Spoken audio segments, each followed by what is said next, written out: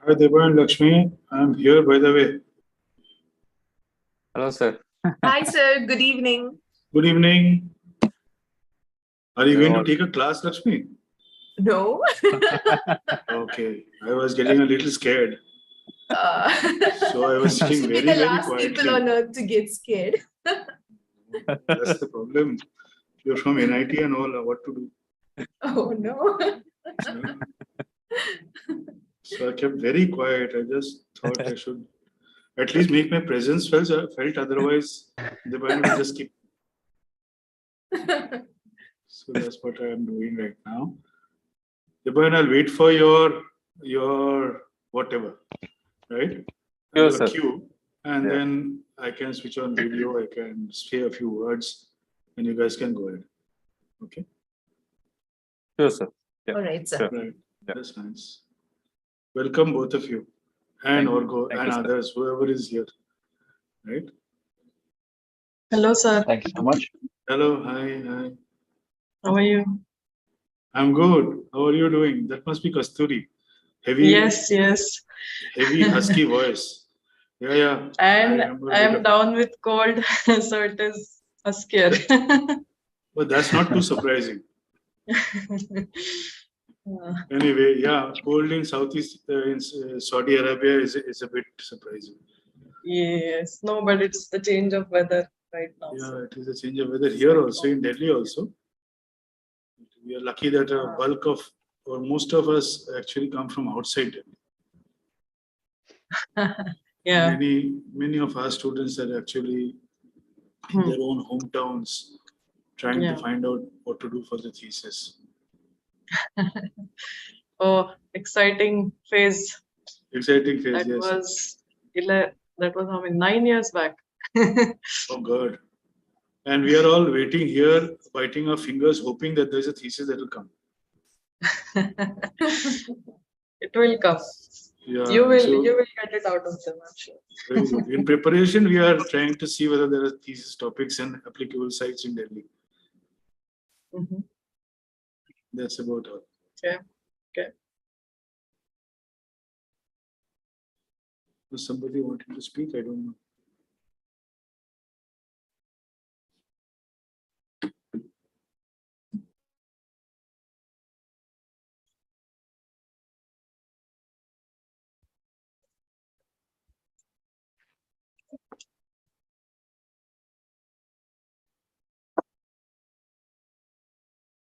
So we will just wait for a while and then, yeah, maybe 5 minutes more and then we can start. Yes, Sure, sure. sounds Just good. let me know.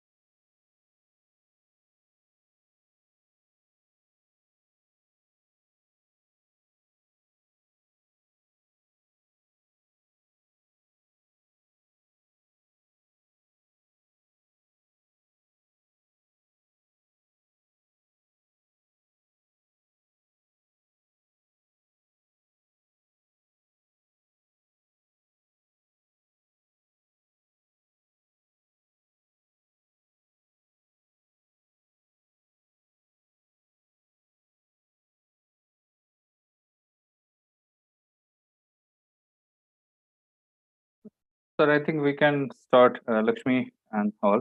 So, yeah, a very good evening to you all. I hope I'm audible. Welcome to IODI Global's first interaction of the series, Who Am I the Designer? Or we can call it in short, WAD. So, well, I'm Debain Chatterjee, an urban designer and architect. Just a request, if you can switch off your microphone. I think I'm echoing.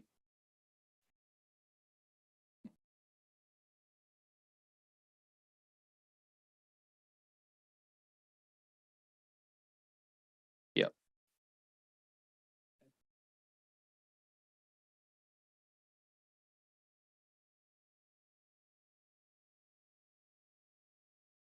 Yeah, sorry. So, well, I'm Deban Chatterjee, an urban designer and architect from India, currently working with Alvasphere and Partners in Frankfurt, and I'll be your host for today. So, WED 2023 consists of a series of short reflection talks that will be delivered by various Indian urban designers working across the globe. Today is our first session, which will focus on Middle East and African regions, and our 4 panelists will be sharing their personal experiences of working in those regions, along with their critical thoughts on how urban design practices are running there. They will also share their valuable insights related to the urban design job application processes in those regions. We will be hosting 2 more sessions tentatively in June and November, where our focus would be to discuss urban designers' scopes in Europe, Australia, and America. So we are hoping all the aspiring urban designers and fresh graduates who are and will be attending these series of events will collectively get a better idea on how to develop urban design career outside India. Now, before starting today's discussion, it is also very important we talk about the Institute of Urban Designers India, in short IUDI here. And for that, I would like to first invite Professor Arunav Dasgupta, who is the current president of IUDI. He was my professor when I was studying urban design from School of Planning and Architecture in New Delhi. Without his support and guidance, we would have never been able to form this IUDI global group so soon. So thank you, sir, for being here with us today. And it would be great to hear from you about the history of the Institute and its current activities. Over to you, sir. Thank you, Devayan. Can you hear me? Yes, Good. we I can. can hear I can see the heads nodding. All right. First of all, thanks to you that you have taken this initiative, all of you. You, Devayan, you especially, because I know how much I trouble people. So once I know that somebody is willing to take all the trouble, then I trouble even more. And I do that again and again and again. And this is what I was doing. But that I think is coming to a fruition today because IUDI Global, which I think is one of the very few global entities in the fields of architecture, especially architecture, and then in urban design, we are very, very fortunate to have a spread which we are proud of. That is very important for us. We are proud of the spread not only nationally, because it was a national college to begin with, and we are more than 55 years old. So we know that there are people from all over the country who come to SPA, to Delhi, and want to become a part of the capital of Delhi. And but beyond that, Delhi, we had to wait for people to branch out. We were again receiving, institution, and especially from the Middle East to the Far East, right from our Persian shores to the Japanese shores, we had a lot of people who came into SPA urban design time and again, and that's what gave me hope that sooner or later, I think IUDI will be able to also connect with all of them and see where they are located. And as I kept going through the years, I realized that the number of jobs in India were not growing, right? Especially for urban designers. And if these urban designers actually go out of India, they will also find jobs for Indians. And that was very important for us. Now we are in a situation where we are getting a little bit of inquiries not necessarily from the field of urban design, but from the field of architecture, planning, social sciences, many others. But I think that is only because we are a government institution, a central government institution, and we carry the name of SPA behind us. I think that's one of the reasons why we are getting a lot of attention. But all said and done, our students and our ex-students have all gone to the shows abroad. They are in various locations. Last year, when I hosted IUDI Infinitum, that is the time I realized the predominance of our own people. And while I was collecting names of speakers, I realized I did not have to collect names of speakers beyond our profession or beyond SPA. And now it is SPA, CEPT, and 17 or 18 other colleges who have has urban design as a master's level program. So for me to find out people is just not a problem. And then we have scapegoats like Devayan, who sits somewhere, and he sits roughly in the middle of the world, right?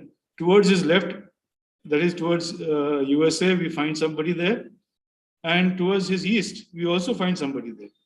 And we find that SPA urban design is represented across the globe, CEPT is represented across the globe, and we will only have to find out a person who will be able to take that honors away from us and say that, look, we are going to be responsible to bring them together. I find that they will, and that is what is very important. I wrote this yesterday to our own members that, while people were very cautious, but also very comfortable sitting inside their homes, people like Devayan, Lakshmi, and many others were actually working round the clock trying to get this IUDI group together, right? And very few people actually moved away and tried to fight the so-called virus called COVID and say that, look, an IUDI global series can also be created. We created that series. Our national conference, of which I think Devi Prasad is already here with me. He's also as old as I am. And he was in my class in SPA Urban Design when we started it all off. Right now, he's waiting in Chennai, hoping some people will crop up and we will start a chapter there. But we are able to start a chapter away from India and into Saudi Arabia and all these other places in Europe and in Japan and in many other areas. But we haven't yet started seeing many, many centers here in our own country. We are hoping that will happen. And that will, I am sure, take place sooner than later. So thank you, Devayan. Thank you for arranging the series. IUDI Global will, do wonders, I'm sure. We will have from you many presentations. And I think our students are all very eager to know what is going on. That's the most important thing, right? From everywhere, they are very, very keen to know what is going on across the world. We are as curious. And while some of us have the opportunity to go abroad, right, physically speaking, others don't. But COVID taught us that we can bring people together. And those were some of the very, very nice lessons that we could also have at the time of great disaster, great constraint, whatever you might call it. So that's where we are now. We are trying to find out who are we as designers. And we raise this question time and again in our own studio. But right now, I think through you and through your series, we will be able to find some answers as well. Okay. So I don't want to take any more time. I know that we have spent a little bit trying to get this group together. In fact, the 15th of this month is our 16th annual day, right?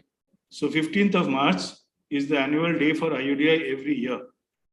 And we have dedicated over the last 3-4 years, we have dedicated our annual day to communities and urban design. So we give ourselves a month, 1 week from the 15th of March and at least a day before the 15th of April. And we ask our own members to spread themselves out, try and figure out a program which will essentially be urban design for the community or with the community. Kolkata is going, tomorrow itself, is taking a boat ride down the Hooghly. And they will dock at the Garden Reach and they will try to rediscover Kolkata as a place of biryani, right? We did not believe it earlier, but now we do believe that Wajid Ali Shah actually went to Kolkata, and biryani also went with him. And therefore, Kolkatans and biryani have a very strong connection, not because of the potato and the deem, as we call it, anda, right? But because Wajid Ali Shah took biryani there. And tomorrow, Kolkata, as a part of the IUDI annual day, will hopefully get its own members trying to think about it. Last year, they went to GPO. I have a feeling that they will continue wherever they are, and so will Kerala, so will Mumbai, so will Pune, and many other places. IUDI, DNCR has also declared their own program. So I feel that this annual day program will be a very big thing. After annual day, we will have a national conference that is in April in Goa, in Panaji. One of our stalwarts, Anurag Chofla, has just gone to Panjim and he started teaching there. And one of also our urban designers from Delhi, he's already there along with a SEPT graduate, and they are going to start up Panaji IUDI center along with the national conference. The center is already up. We also have Hyderabad, we have Pune. So there is a West Zone National Conference which will be located in Panaji this time. We had already had a South Zone conference in Kollam. We are hoping that we'll go in to national level very soon, both in terms of Delhi and Kolkata and many other places. So that's where we are. I thought that was a short but good enough introduction to IUDI. We are trying to make it active. And I feel very, very happy when I see that there are people to make it active for us. Thank you so much. Debayan, please carry on. Thank you so much, sir, for sharing the updates related to what IUDI would be doing. And I'm definitely going to miss the biryani tomorrow. So, yeah, I mean, unfortunate, but yeah, that's what life it is. So, yeah, hoping to be part of one of such events soon. So yeah, from that, we now, I mean, the next two sessions will be actually moderated by my friend and colleague Lakshmi Manohar, who is an architect, urban designer, currently pursuing her PhD in neurourbanism, which is an emerging field in contemporary built environment studies. Trying to bridge built environment studies and neuroscience, her research interest revolves around the interdisciplinary field of cognitive science applied to architecture and urbanism, in order to better understand the impact of built environment on humans. She completed her BA from TKM College of Engineering, Kerala University in 2012, and further went ahead to pursue her master's in urban design from School of Planning and Architecture, New Delhi in 2014. So for the Middle East session now, we have two panelists here today. So Arghya Banerjee is our first panelist, who is an architect and urban designer with 17 years of experience in master planning, urban design, and architectural projects in the Middle East, Europe, and India, currently working with A7, an international design studio based in Dubai. Arghya brings extensive experience in all stages of design and strategic planning at many different scales, involving land use types of residential, commercial, and mixed-use development. His specialty is large-scale master planning projects, starting from vision, concept, development of regulations and design guidelines, and demonstration of projects progressing through design and construction to operation. His well-thought design ability and deep understanding of multidisciplinary parameters have been highly appreciated. And our second panelist is Piyush Prajapati, who is a young award-winning computational urban designer working with AECOM as senior urban designer. Born in India, he graduated from the Government College of Architecture, Lucknow, 2014. He's awarded the Best Architectural Thesis Project in India by the Council of Architecture. He has Masters in Urban Design from Bartlett School of Architecture, UCL, London. He's also an advisory member of IJMAR. With 8 years of experience in 3 countries, Piyush has a strong background in visual coding and generative art, which he uses to push the boundaries of traditional design methodologies. His ability to combine computational thinking with a deep understanding of design principles has resulted in numerous award-winning projects and collaborations with industry leaders. So thank you, Lakshmi, Arghya, and Piyush for agreeing to be part of this event. Looking forward to a great discussion today. And Lakshmi, over to you. Thank you, Debayan.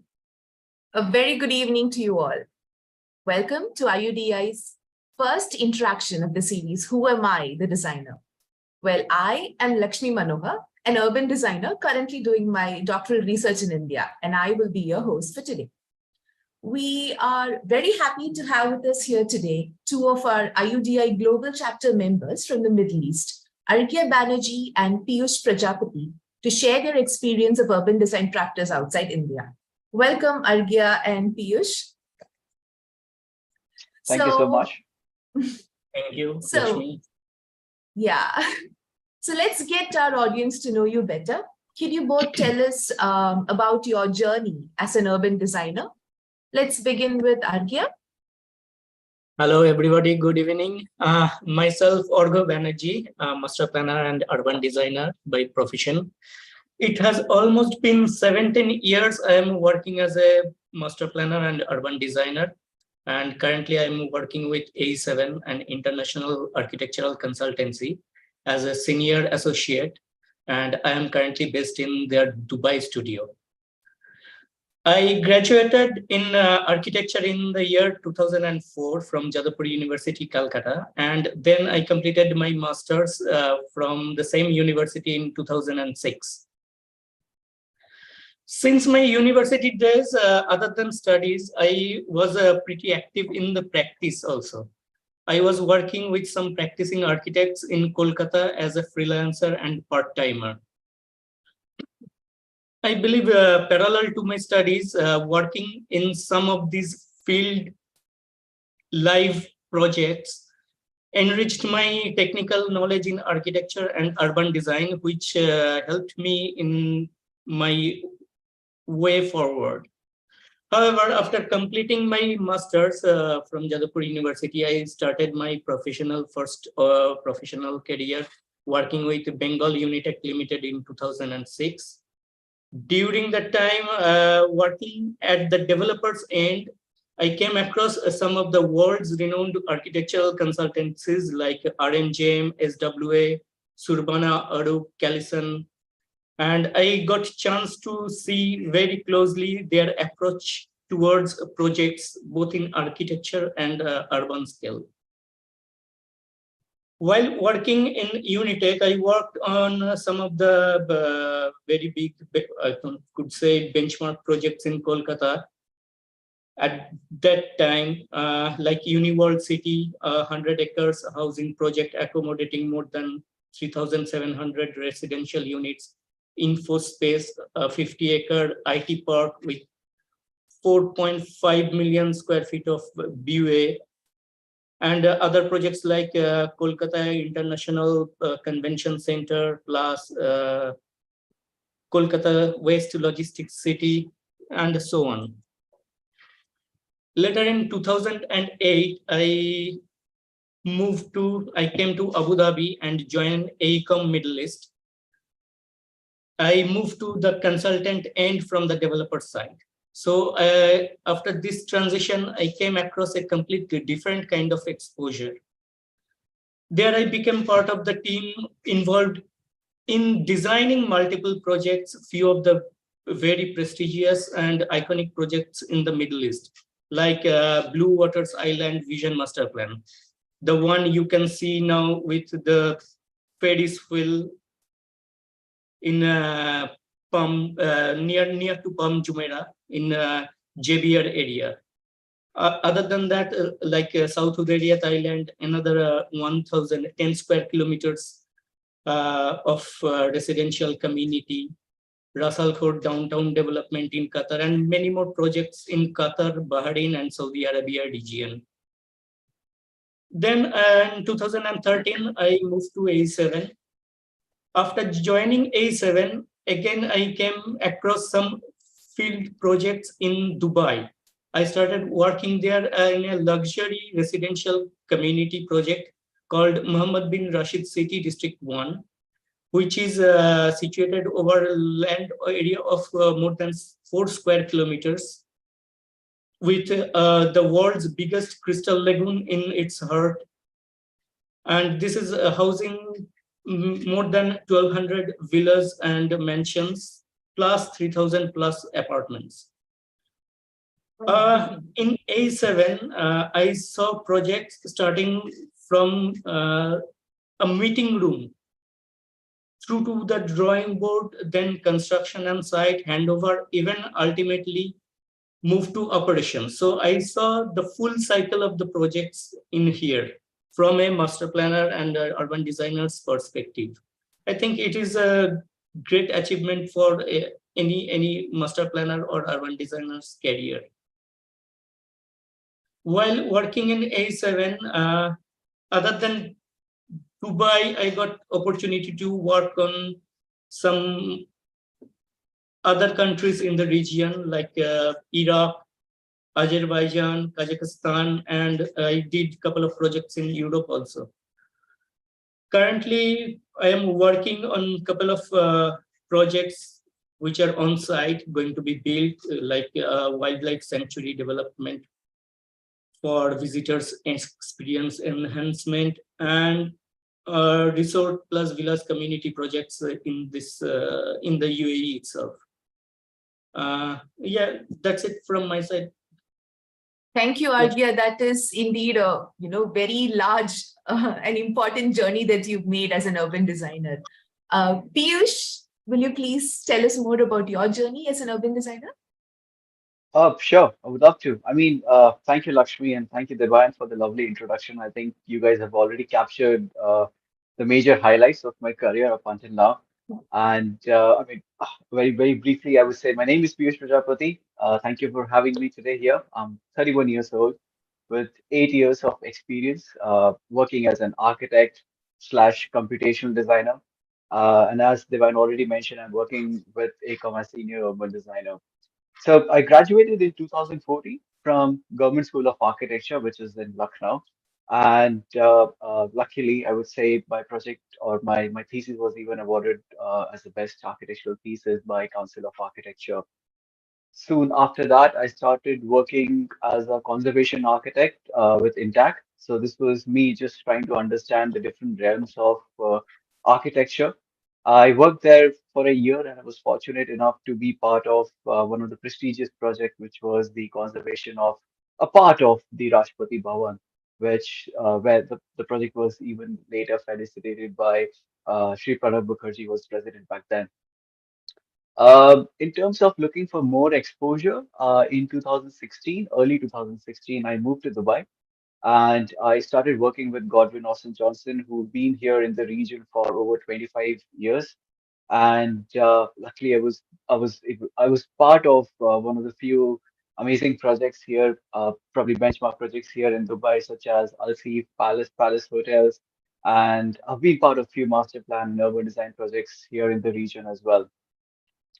I've always had inclination towards machine learning and computational design. So I think I decided after working for 3.5 years, I decided to take a sabbatical for a year, and I moved to London to pursue my master's in machine learning urbanism, which was a very different take to a traditional urban design course that you would have. So that was my master's journey, and soon I decided to come back to Dubai and work over here. As we all know, all the major projects in the world are happening over here. So I thought Dubai would be the best place to be here, to live here and work for the projects that are happening in the neighboring countries. Usually, I'm quite proactive in the field of architecture and design. I love to take part, like or probably I love to take and participate in a lot of these architectural competitions as well. I do take some workshops. I've been part of few previous workshops with IUDI and Divine as well. I've conducted workshops with Bartlett, UCL, and last year I presented my paper on design computational lab in London. And to sum it up, I would say, like every architect or every designer, I love to travel. I think that's the best source of inspiration in today's world. So yeah, that's me. Thank you, Piyush. Very exciting journey indeed. So,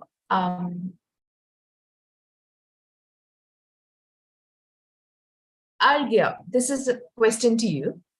Having graduated from India and exposing yourself to a wide range of opportunities around the world, Why did you specifically choose a city in the Middle East in order to work? Well, it's a little bit difficult question for me because I have not thought about my move to this region in certain point, this kind of point of view before. Anyway, I was always exposed to the urban scale projects from very beginning of my career. Even during my university days, as I told you before, I was involved with some practicing architects, and I worked with my professors, fellows, and yeah. So master planning projects and urban design scale projects are always attracted me from very beginning. And as I told you before also that I came across a few international renowned design consultancies while I was working in Unitech. Working with them inspired me a lot. I wanted to go more on global platform. And yeah, I need to find more exposure on this field. At that time, you know what, those international entities like all these big names in this practice field were not present in India. So I had to start hunting for opportunities outside India itself. Well, I started posting my CVs. I started exploring my connections abroad. And after some time, I received the long-awaited call from AECOM, Abu Dhabi. I got the interview and landed in Abu Dhabi in 2008. So that's it. That is how I reached here. Looking back, I think that's a very good choice indeed. And I bet that you will never regret making the choice, looking at the position that you are in now. Yeah. Yeah. Absolutely. Definitely. Piyush, do you have a different story to share with us? Actually, I do. So, unlike Arya, who had a very clear vision of working on a large scale projects, exploring urban design projects, I think as a fresh graduate back in 2014, I think I was very confused. There was my journey with my career was very uncertain. I didn't know what to do, which is why I think for the initial couple of years, I was just trying to explore different design opportunities. I worked, as I said, as a conservation architect, of my hands on interior design of my hands on to sustainable architectural firms as well. Then I started working with architecture, and now I'm actually a part of a core urban design team. And I think it was only possible because I was constantly looking for some sort of exposure, right? So I think that came through when I actually, well, it's a strange thing. So because I came to Dubai as a leisure trip, and when I landed over here, I felt that this is a mecca for architects, right? So I think every other development that's happening over here is happening in this region. I realized the scale of the projects that we have been part of here in Middle East. I think that's humongous. That's great, and probably that was very exciting for any fresh architect or designer or an urban designer as well. And back then, I thought this was one of the core reasons I wanted to move. And it did help me a lot. So because here in UAE, since it's an epicenter of a lot of these design platforms and agencies, I think it's easier to collaborate. I mean, if you look at, we have a dedicated design organization or a design district. We call it as a Dubai Design District. It's a big piece of land where you have a lot of architectural offices. There are people from Foster's and Partners, Calatrava, Zaha Hadid, everyone under a single roof. And being in a place which is so close to such star architects, I would say, I think it gives you that opportunity to collaborate, capture their mind, maybe a 1% of it, but then you get to learn a lot. Another reason, and I mean, this is probably one of the most important reasons as well, is I was looking for a financial freedom because I wanted to explore my further. I mean, I wanted to do my master's, and I wanted to do it for somewhere which is, let's say, a recognized college at a global level. And I'm sure there are really good universities back in India, but for some reason, I was really inclined towards Bartlett in order to do some of these computational part of the urban design, which is currently not there in India, right? And in order to do that, I think the tuition fees are huge, the accommodation is huge, and it takes a toll on your financial thing as well. So I think Dubai did help me to come up with a financial freedom in somewhat way. It didn't capture the whole of it, but then I was in a fairly good state in order to make a decision that yes, I want to do my masters from XYZ universities, let's say. And lastly, I think geographically, I think it is very close to India as well Yes. because I'm the single kid, so I'm very attached to my parents as well. My parents are back in Delhi, and I felt it's quite easier to move from like let's say my mom gives me a call and they need me. Probably I have a luxury to say that yes, I'll be there in next 3 hours, right? And this is something that I've realized that if I have to travel from let's say Bangalore airport to Bangalore city, it'll easily take me 3 hours. So I might as well stay in Dubai, work here, and travel and go back to my parents. So I think these were some of the reasons why I decided that okay, Dubai could be a good place for me to pave my journey of an urban as an urban designer. And yes, and it has definitely taken you so far. So good choice indeed. Yeah, fingers Arghya, crossed. I mean, like, yeah, Arghya, this question is to you. As a person with a bounty of experience in the industry, can you tell us more about the scope of urban design in the Middle East? Well, in one word, you can say Middle East the heaven for the construction industry at this moment, right? While studying architecture, we grew up seeing only few aspirational projects were taking place in Singapore, some cities of China, Taiwan, Canada, and in the Middle East, you can see only Dubai. Um, in Dubai also, you can see only Palm Jumeirah, Burj Al Arab, or some tall towers were being developed along the Sheikh Zayed Road. Even until few years ago, Dubai was the basically epicenter of the urban development at this region. Now the situation is changing. We have lots of development coming in the entire region. All the countries in the region opening up their borders to expats, welcoming investments. You can see now Abu Dhabi, Saadiyat Island, Yas Island, Neom, Al Ula development in Wadi Hanifa or Red Sea developments in Saudi.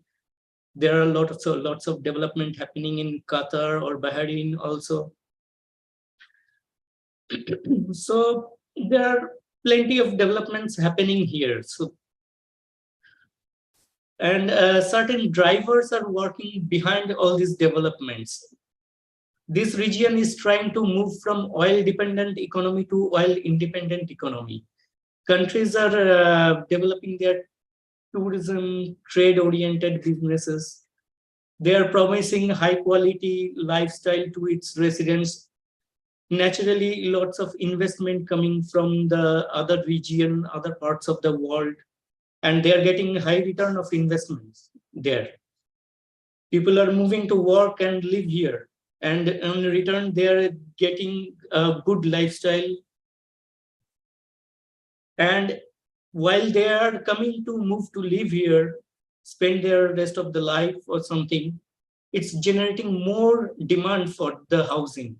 So it's more generating more demand for the urban development. It's kind of a supply and demand cycle. I'll give you a couple of how the projects are generating here, a couple of examples. Like I worked on South Udayat Island. It was one Abu Dhabi government initiated project to accommodate 10,000 plus Emirati housing units over a land area of 10 square kilometers. On the contrary, I worked on another project, which is, I told you before, Mohammed bin Rashid City, District 1. It's a private development with luxury housing where world's richest people are coming to live. They're doing business here, they're living there. And some of the richest people around the world are investing here, and it's basically their second home. They come for a leisure vacation. Another example I can give, like in Jeddah, there was one program, Jeddah Stormwater Drainage Program. There, we were appointed to revitalize some of the unplanned settlements in Jeddah back in 2010-11. It was again Saudi government initiated program to mitigate the flood problem in Jeddah, creating some canals, channelizing the stormwater, which happens very rarely in that region, but when happens, it's a disaster. On the contrary, again, Blue Water Islands, it is an aspirational project to create a tourist destination. So yeah, this is how the projects are being generated one after one here. Yeah, and Piyush, as yeah. yeah. So I do have something to add on over here. So adding up to Argya's point, I think he rightly pointed out that the whole region is moving away from the oil, right? So they're trying to establish a scenario which is more or less oil independent, and because of that, you can see the entire region, or let's say less Middle East, is growing. And some places like Dubai 2040, or probably places like Riyadh, they are growing exponentially, right? And because of that, the scope of work as urban designers has been growing immensely as well. I mean, if you're an urban designer and if you're here, I'm sure back in India as well, you get to work with different disciplines, right? So you need to have a good understanding of urban planning. You work with landscape architects. Landscape design is very crucial. You get into a different realm of, let's say, public space designs as well. Now that we're looking for a different ways of mobility as urban designers, your scope is just not limited to creating a straight ROWs that, okay, yes, 3x3 lanes and it's good to go. You're looking for an alternate ways of mobility. So you need to have a core understanding of how this transport and mobility interventions are done as well, right? And as I said, the scope is evolving. If you take some projects like Line, which is coming up in NEOM, Masdar cities, Oxygen, again a project from NEOM, or even some of the as-built or the projects which are here in Dubai, such as sustainable cities, we are continuously morphing the urban design philosophies and ideologies. For example, one of the projects that I've been personally been involved in at ACOM, we were trying to understand how let's say livability index or walkability in this region matters, right? So I'm sure everyone is aware of Singapore as a benchmark for a 15-minute city. Great place to be there. Climate-wise, amazing. Great facilities, great urban infrastructure. But is it a really good benchmark for our place? Let's say if you're talking about Middle East, you can't go ahead with a traditional 15-minute city because it just doesn't work here because of the climatic conditions that you have here. I mean, let me ask you, I mean, it's a 50 degrees outside, and I'll ask you to walk for 15 minutes to go to your school. You wouldn't do that. You wouldn't even walk 10 minutes to go to your office.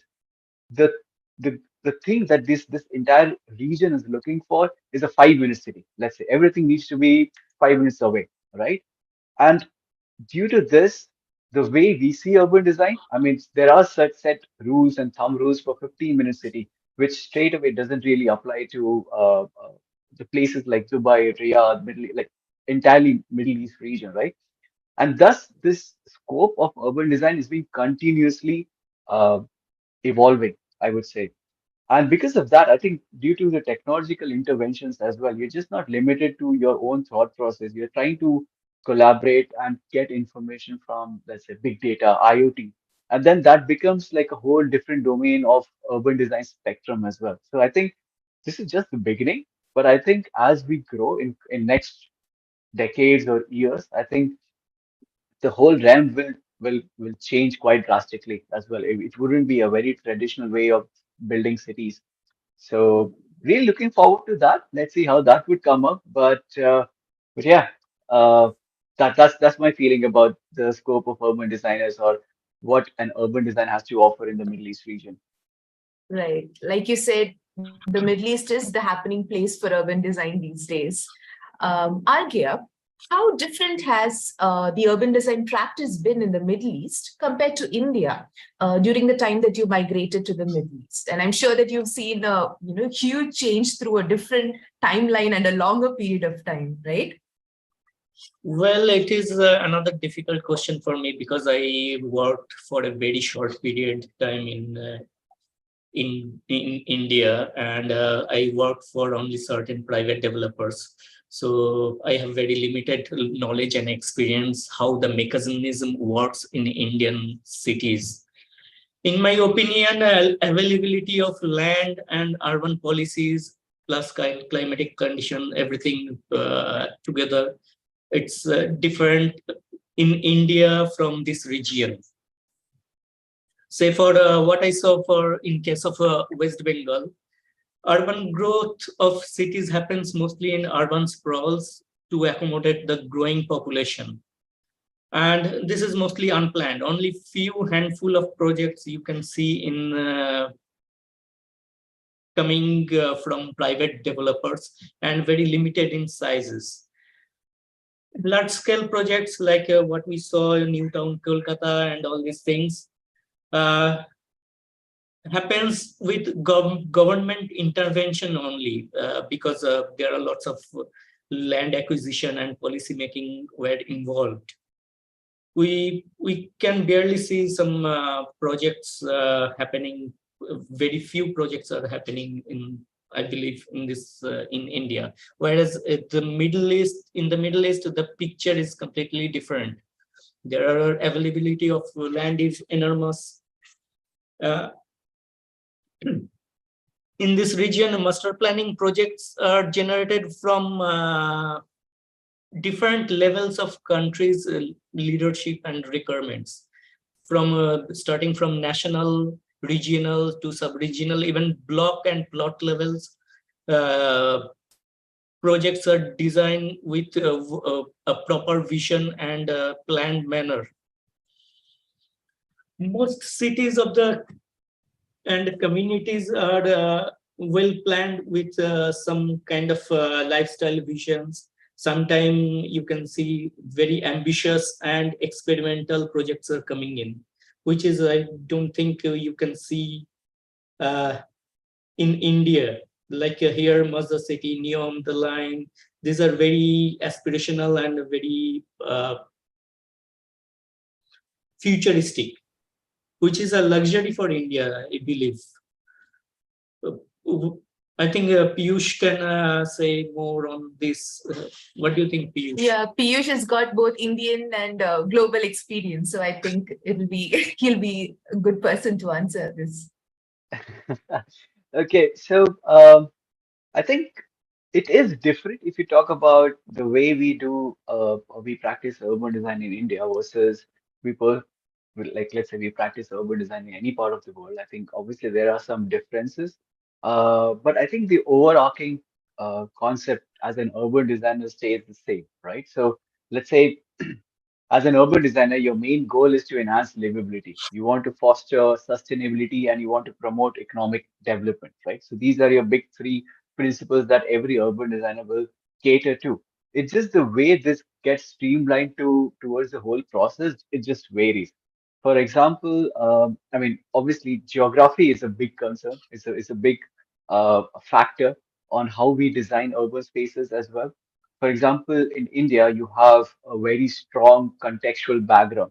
So the cities or any kind of design intervention couldn't be a top-down approach. It needs to be a bottom-up. You need to understand the questions or the demand of the people who are already living there. Climate plays a huge role. I mean, in India, obviously we have 4 seasons, and every season caters to a different style of architecture and thus different style of urban design interventions as well. Whereas here in Middle East, we predominantly have 1 season. Nowadays, we get to experience the weather as well. So, guys, please don't be shocked. But yes, we do have rains. We do have good weather where we can actually go out and relax. But then, yes, climate is a very harsh factor here in the region, which is why I think most of the design interventions that are there are very inclusive, right? Unlike any cities where you want to spread out. Oh, Here, you need to yeah, probably right. contain it in a certain realm because of the harsh temperature. As Arya mentioned, scale of project is something that, okay, you're given a blank canvas and you want to just create a city. You have that freedom to do so because you can then start with a vision, right? Which is probably not the case in India, right? At the moment, with the current population that we have and the availability of the land, this is not the luxury. And I think it somewhere or the other comes down to the project planning as well. I mean, let's say there is a project which is being envisioned, right? Because of some bureaucratic hurdles that we might have in India, it just delays the process, which is probably not the case here in Middle East at the moment. For example, uh, some cities like Delhi, right, or let's say Chandigarh, it was planned before independence, and these were some of the cities where there has been some urban design thought intervention given to it. But for example, Bangalore, they didn't have that luxury of a planned city, and because of that, it took so long to give a proper direction to the city. There were a lot of unplanned settlement and informal growth to the whole city, and which is why I mean, if you look at the annual traffic data or index, I think this was last year, Bangalore it ranks one with like gone to 70 or 75% of congestion levels, right? So these are some of the challenges that are there, uh, which fortunately, because of the lower population and the abundance of land, I think we don't have those things over here. Talking about methodologies, Arghya, you've been working in this region for a considerably long time. So, do you see any changes in the current urban making process compared to the way it has been done 10, 15 years ago? Well, in my opinion, basic principle remains the same. The planning process remains the same because of technical innovation, internet now, computerization. There are lots of software available. The execution method has changed a lot. When I started working in master plan urban design projects in 2004. Then the computer or internet was a fairly new tool to us. And we have very limited resources at that time available on the internet. So to do some similarity of projects or benchmark studies, this kind of things, we had to depend on the libraries, books, magazines, and we have to take help of the seniors or practicing architects. Most of the time, we were not having a proper comparable benchmark also at that time.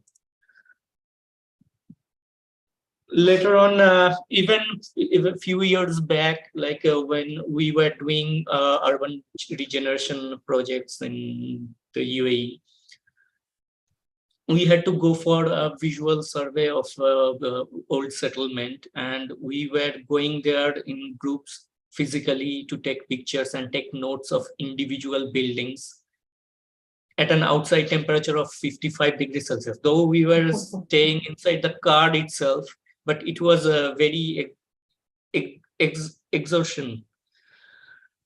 Now, these kind of surveys can be done through drones, and we are getting a kind of a virtual models of the entire community with very minute details. So these things has a lot of change. These technologies are changing our effort and time.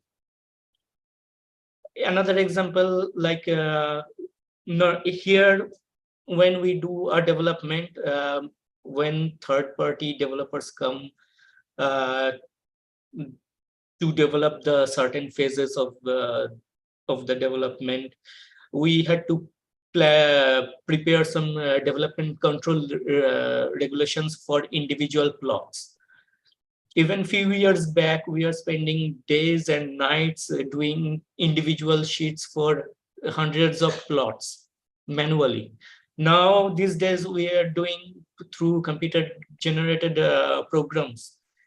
some plugins, etc. in maybe few days. So things has changed a lot. It's much faster, has become much faster. We are saving time, reducing effort from that side. And on the other side, what is happening is instead of one or two master plan design solutions, now we are asked to develop few more design solutions. And it's become, the time is becoming a luxury to us. Client is asking for 3 options and 3 scenarios for of all the options.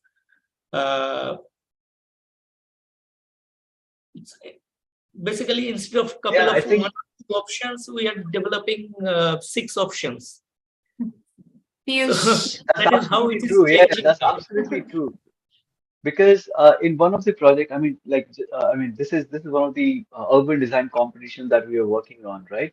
And we were looking at the project scale of 50 square kilometers. That's huge.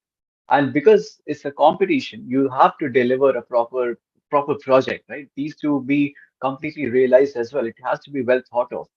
And because of, since it's a competition, you have a time frame and a deadline to this as well. And deadline for us was just 2 months. Imagine how would you probably create a scenario for a 50 square kilometers. That's insanely huge within just 2 months. And it's just not like one design option that you have to come up with, which is why I think the technological revolution is a game changer because now you have different ways to tackle such problems. There are methods of generative learning, there are methods of advanced modeling, right? And because of using this, you get to save a lot of time. And I think the clients or the end user are very well aware of this as well. So you can't just stick to the old ways of adapting to the urban design. You have to evolve as the world is evolving because of the technological revolution that we are currently in. I mean, I'm sure everyone is aware of Midjourney or ChatGPT. I mean, this has taken over internet by anything. Now you can, even as an urban designer, I'm able to create a small script. Well, actually, there is an example. So I think last month we were supposed to go to Riyadh for one of our projects, and we wanted to do the site survey, obviously. So we did go, but then we don't have a luxury that, okay, the entire team of, let's say, 15 people will get to go to the site and get a proper understanding of it, right? And what we did as a team, we created a parametric script which can then also analyze the entire urban scenario. It can calculate land uses. It can analyze visibility question right from sitting at your desk, right? You don't even have to move an inch, and you're able to see how the site is performing probably a couple of thousands of kilometers away from you. And this is the case where the data set is limited. Unlike cities like, let's say, London or somewhere in US or Singapore, where you have such a comprehensive 3D models available online to you free of cost, just as Google Earth, you can straight away take a human, drop a pin there, you can see. So these, for some regions like this where data is not available, I think we're making most of the technological, or let's say, these toolkits that are available to us. And this is the new way of doing urban design or analyzing different spaces as well, right? Uh, but I think one of the major, I mean, this is quite evident. This has to happen as the technology will grow. We have to grow as well. I mean, when AutoCAD came into force, a lot of people were very against it because back then people used to be very, I mean, they used to draft by hand, right? So obviously everyone thought that, okay, AI is taking over and we're going to lose job. Ultimately, everyone learned how to use AutoCAD. You have to.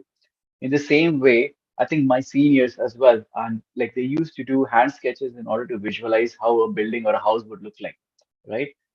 I think we're still being taught in our back in the university, but now you have Sketch of V-Ray, you have Lumion, you have so many other softwares just to do quick visualization. So I think this is something which is anyways going to happen. But I think this urban making process that we're talking about will even change because of the, let's say, I wouldn't say global warming, but from the sustainable, the health perspectives as well. To give you an example, for instance, I mean, we are well aware of COVID-19 that happened, and obviously the toll it took on everyone's life. This was a big concern. But if you look back, this is not something new. I mean, back in early 1900s, there was a cholera epidemic that happened, right? And this was mainly because of contaminated water and poor hygienic systems, right? When this happened, everyone realized that you need to have a proper sanitation facilities. Everyone realized that you need to have a drainage system in the city, right? And this was a major urban design. This took a toll on any city that was there. Everyone had to redo the whole city drainage system. This is again like a big change to an urban design, typical traditional urban design methodologies that was happening back then. The same thing happened with the plague as well because of this like overcrowding, right? And because of obviously unsanitary living conditions, the plague was spreading like crazily. And then the government started incorporating the housing regulations that at least like a person needs to have minimum uh, 10 square meters of a space as a habitable area. Previously, probably 20 people were staying there. It doesn't make sense. But then this is how I think we are learning from our mistakes, I would say, but this change is quite evident. Apart from the technological concerns, I think because of global warming and what future has to offer in terms of health perspective, a lot of these urban design trend or how we see cities will change as well. Uh, can Afrenara Nayan mute yourself, please?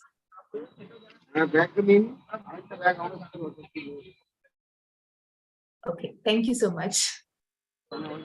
Yeah, so the future in the Middle East might, again look like another science fiction movie that we see in Hollywood, perhaps in the next few years. So yes, UAE and India are very different countries in terms of its culture, climate, languages. And I'm sure that like any other migrant, there would have been a phase of adjustment to a new place when you first migrated to the Middle East, right? What were the problems and challenges that you faced when you first landed in the Middle East, and how did you overcome this? Piyush, let's hear from you first this time. Sure. For me, I think the struggle was real. I mean, new place is always challenging. It's not like you're moving cities in India where you have friends and families or relatives that, okay, yes, I can couch surf or I can probably stay with my uncle for a couple of months and I can look for a job or anything of that sort, right? Mo You're moving countries, right? You're moving geographies. And then with that comes a whole new complexity where you have to start looking for accommodation, you have to get your bank thing sorted, you have to find like so many different things. There are so many other factors that caters to this. And I think it was slightly tough. I mean, the reason I feel that it was tough for me is because I didn't have anyone to guide me at that time. I'm the only architect in my family, as I mean, qualified architect since I did uh, bachelor's in architecture. So I'm the only one, and this entire domain is so niche that no one from probably any other engineering field or department or medical field could guide you how to do this, right? Well, they can definitely help you how to, they can guide you if someone is living abroad. They can tell you that here are the checkpoints you have to make sure your accommodation is sorted, make sure your XYZ things are sorted. Yes, we can do that. But still, as an architect or as an urban designer, once you're here in the city, you get challenged by a lot of the ways how you, I mean, I've been used to practice in India. I had my own ways of working as well. Whereas working over here is very different. So this was one of the things that I had to adapt to. I mean, in good ways, I would say. Uh, Climate wise, I don't think it was a big deal because I've been working in Delhi. Delhi temperatures are anyways going to 45 degrees now. Here it's still better, I would say. So climate wasn't a big shock to me, but I think managing finances took a toll because unfortunately we are not giving like back in India, even from our schooling system or even during you're doing your bachelor's or anything of that sort. Let's say your educational career, right? You're not giving enough financial education. Maybe with the new course that are happening these days, you might be, but back then it wasn't there. So managing finances was something that I had to really absorb and understand how this needs to be done. Um, honestly, to all the listeners, I mean, I don't want to scare you, but it's just like this is how you grow, you learn, and you explore, right? Arghya, what is your So yeah, story? probably Arya can add to Well, a few more things as well. What were his challenges back then? well, Piyush has touched base the most of the points everyone has to go through. Apart from that, in case my case, the rest of the things went smooth for me. Uh, Initially, there was some nostalgia of working outside, going outside of my home from Kolkata. I was missing my family, my friends. In Abu Dhabi, I came in a reference of my friend, family friend. He introduced me to Bengali community from Calcutta in Abu Dhabi. I found new friends there. I got involved with different social and cultural activities. We were going to picnic, camping together. That helped me a lot to overcome the Kolkata nostalgia and to adjust in the new environment. And to the office side, most of the colleagues I came across were from different regions, different countries, speaking different languages. Most of the people were speaking Arabic, and even if some were English native speakers whose accent were not accustomed to my ear, but within few weeks it became familiar to me. So as UAE is also not so far from Calcutta, I mean, India, it's only 4 to 6 hours journey. So I used to travel during the different occasions. So I didn't feel that much away from my home here. And I think most of the population, if you look at the people around in the UAE, most Yeah, of them it's, are I think Indians. it's 25 to Yeah, 30% the yeah, population clearly. in. Yeah, and as a Malayali, when I was in Dubai, my husband's in Dubai. So when I moved to Dubai, when I go to Karama, I feel it's just like another It's 15th very district of Yeah, mobile. Kerala. You get all It's very Malayali mobile. food. You have Malayali stores, Malayalis walking around. You can brush shoulders with Malayalis every now and then. So, and I'm but sure actually with that's a good thing. I mean, for anyone new in the city is very accommodating, right? You get to, yeah. I mean, you can speak your native language here, to be honest, right? So let's say if you want to, if you go to any supermarket, for example, or if you want to just take a cab, you'll find an Indian guy or a Pakistani guy driving a cab. Speak It's just Hindi so easy. comfortably. Yes. You can speak Hindi comfortably. You will not feel like you are outside India. And even at the Yeah, clearly. immigration, the Arabs sitting there would, speak to you in Hindi. Since you're from Yeah, India, they Yeah, know yeah. Hindi. exactly. All of my current colleagues, they watched say 60 or 70% of the movies, Shah Rukh Khan movies. Wow. And they also have a huge He's a fan brand following for ambassador, Salman Khan as well, right? yeah. So, okay, now getting back to urban design. Uh, Piyush, how was the application process for your job? What all documents were required? And how difficult is it to get a work visa there? I'm sure most of our listeners will be waiting to hear from you. Sure. Well, I have two takes on this, right? So for I don't know why, but the whole journey for me to get into a good job here in UAE was a bit tough, but it need not be the case for everyone, right? So I think it's just the first process or the first step that you take is very important. You have to get started with it. Make sure that you do your portfolio, make sure your resume is up to date, and then just go out and start sending it to the people. I mean, right now, you have a lot of these recruitment agencies who are going to help you out now. Back then, there were very few, but now I think they're very outspoken. So if you're on LinkedIn, you can straight away connect with them.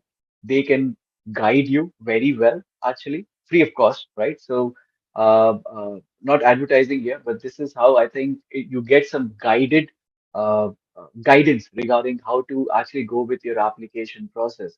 And well, to be honest, when I was in India, I started applying when I was in India itself, right?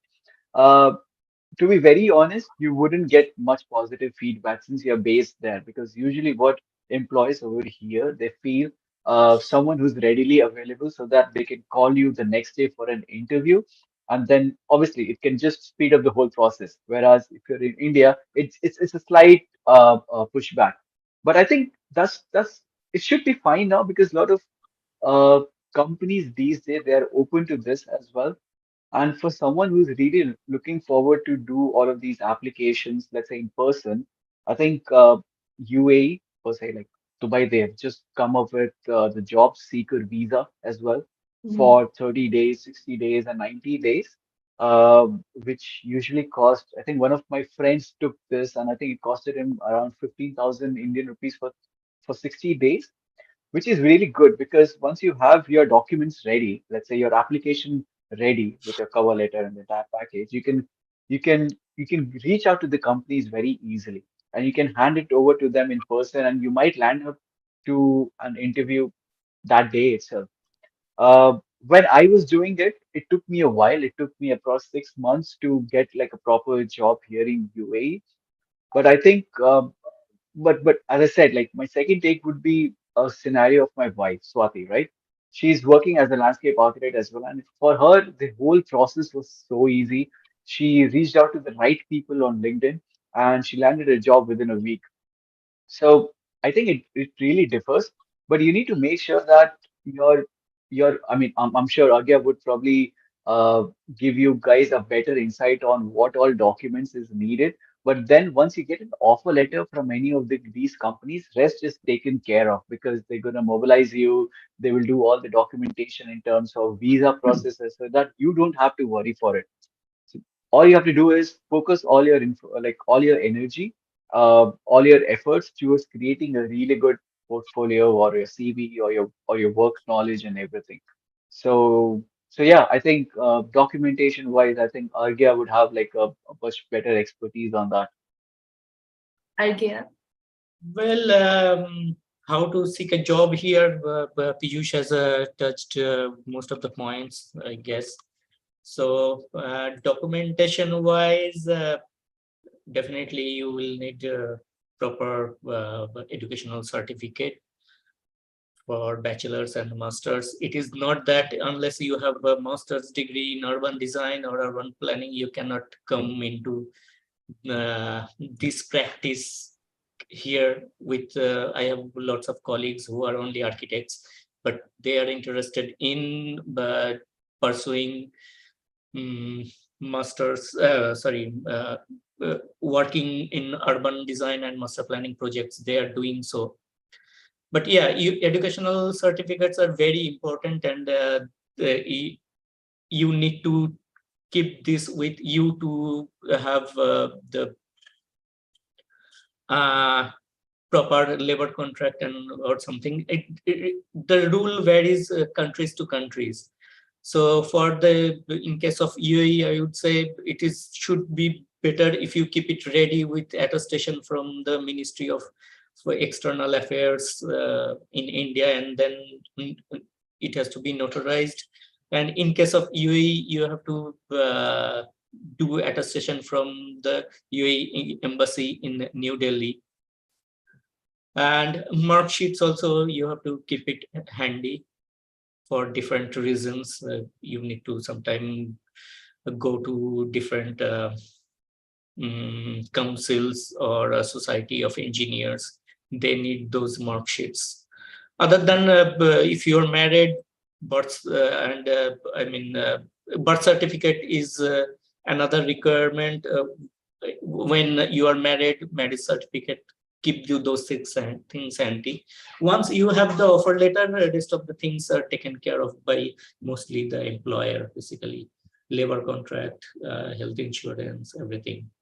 So that's it. And and just to add on, I mean, as Arya was saying, once you have this, the whole documentation process, I think if I remember it right, would take you somewhere around 15 working days.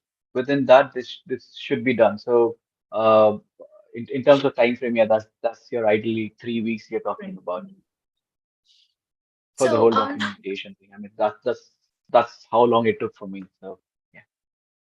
so Piyush, how easy or difficult is it to get a post of an urban designer in the Middle East? Many of the youngsters here feel that a degree from a foreign university is mandatory to get a good job there. How far is this true? I wouldn't say it's difficult to get a urban designer's job here. I think the market is up and running. A lot of organizations they're hiring, and if you have a really good quality of work with you, if you have a great portfolio, your CV, your knowledge is probably top notch. I think you can land up to a job as an urban designer here in Middle East quite easily. A degree from foreign universities, I wouldn't say it's a mandate, to be honest. I mean, when I got my job in Dubai, I didn't have a master's degree. I graduated from Government College of Architecture, which a lot of you wouldn't even know where it is, right? It's not SPA, it's not set, but it is a college. It is a government college in Lucknow. But then my work was speaking for me, right? And I mean, I didn't lose my hope, which is why I think it was a bit tough initially as well, because I didn't have that stamp of a foreign university. But I don't think people here these days are very much inclined towards it. For example, I mean, yes, Bartlett did pave me a good path, or let's say it did pay me a good career growth. It gave me a direction because of my expertise in computational realm in urban design, and obviously Bartlett as UCL, everyone is aware of it. So the reach is more. So all a good foreign university would do, if it is a famous one, not just any other foreign university, it needs to be, if you're going for it, I mean, I would suggest that you go to one of these Ivy colleges where the reach is more, so that it gets very easily acceptable to the people. Whereas, I mean, again, it will only land you to a certain stage. You still will have to go through the interview process, no matter which university you're from. So I think the university plays a role, but only up to certain extent. It is probably your quantum of knowledge, your portfolio, your work. The understanding of scale is very important when you're talking about urban design as like if as an applicant, because this is something any employer would look for if they're willing to hire you for an urban design position. So the understanding of scale should be easily reflected on your portfolio as well, that yes, you're the right candidate for the job. And if you're able to, I wouldn't say multitask, but then if you're able to evolve with them, because every company, every organization have their own methodologies of working. So if you're able to adapt that, if you're confident enough that yes, you can take this ahead, I'm sure getting a job here as an urban designer shouldn't be very tough. Okay.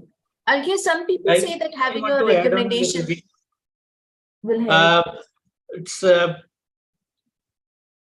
actually here the companies are always trying to employ and balance their employee demography in terms of coming from different region, different varied skill levels or different experiences. So it depends on how you fit their requirement at that particular point of time. So it's you cannot expect if you have a foreign, I mean, Western degree or something, you apply, the companies will immediately call you for an interview or something. So yeah, that is how it works here. That is my I mean, observation on different companies. Okay. So apart from Yeah, and your sorry, salary, yeah, sure, Piyush. sorry, I just wanted to add one more thing. I mean, see, I think I don't remember if I said this, but uh, what I wanted to add is it's just not any university. I mean, just don't go for the fact that it's a foreign university. It needs to be a good university. I would probably say that if you're looking for your higher education, and in order to be beneficial for a longer run, look for the universities like Indian universities. Some of the Indian universities are great, like CEP and SPA, equivalent to, I would say, the standards that probably Bartlett or MIT these guys are producing. And here in the region, I think everyone is aware of some of these deemed universities from India. So I mean, yeah, that's one thing I wanted to add. So it's just not that, okay, foreign universities is a big check. No, a good university is a big check. Okay. So, what are the other additional benefits that you get from your company apart from your salary? things that would aid in lifestyle, social life, family life, social security, and all that. Arghya, would you like to go first? Yeah.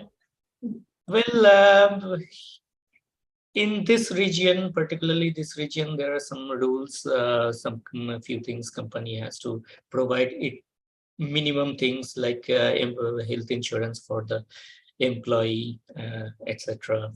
They have to sponsor the visa. Other than it depends on company to company policies, sometimes few of the companies give housing accommodation separately. Few of the companies include these kind of facilities within their package itself.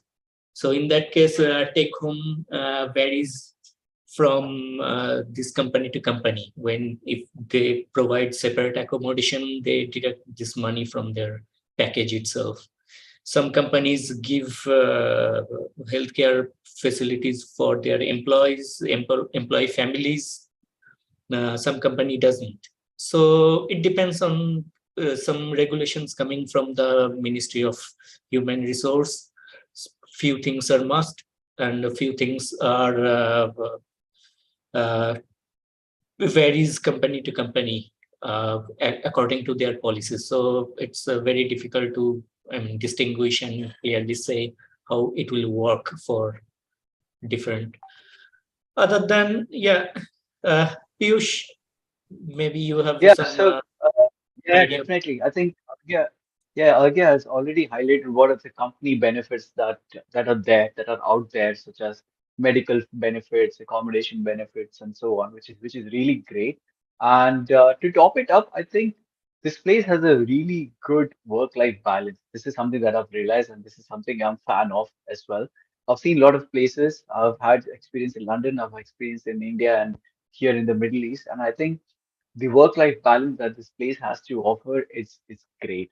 Uh, to top it up, I think the quality of life, the existing infrastructure that the entire region has to offer, I think they're upping up their game as well, which is really nice because at the end of the day, probably let's say you've spent 10 years, 15 years, 20 years in your career, you want an improvement in your quality of life as well.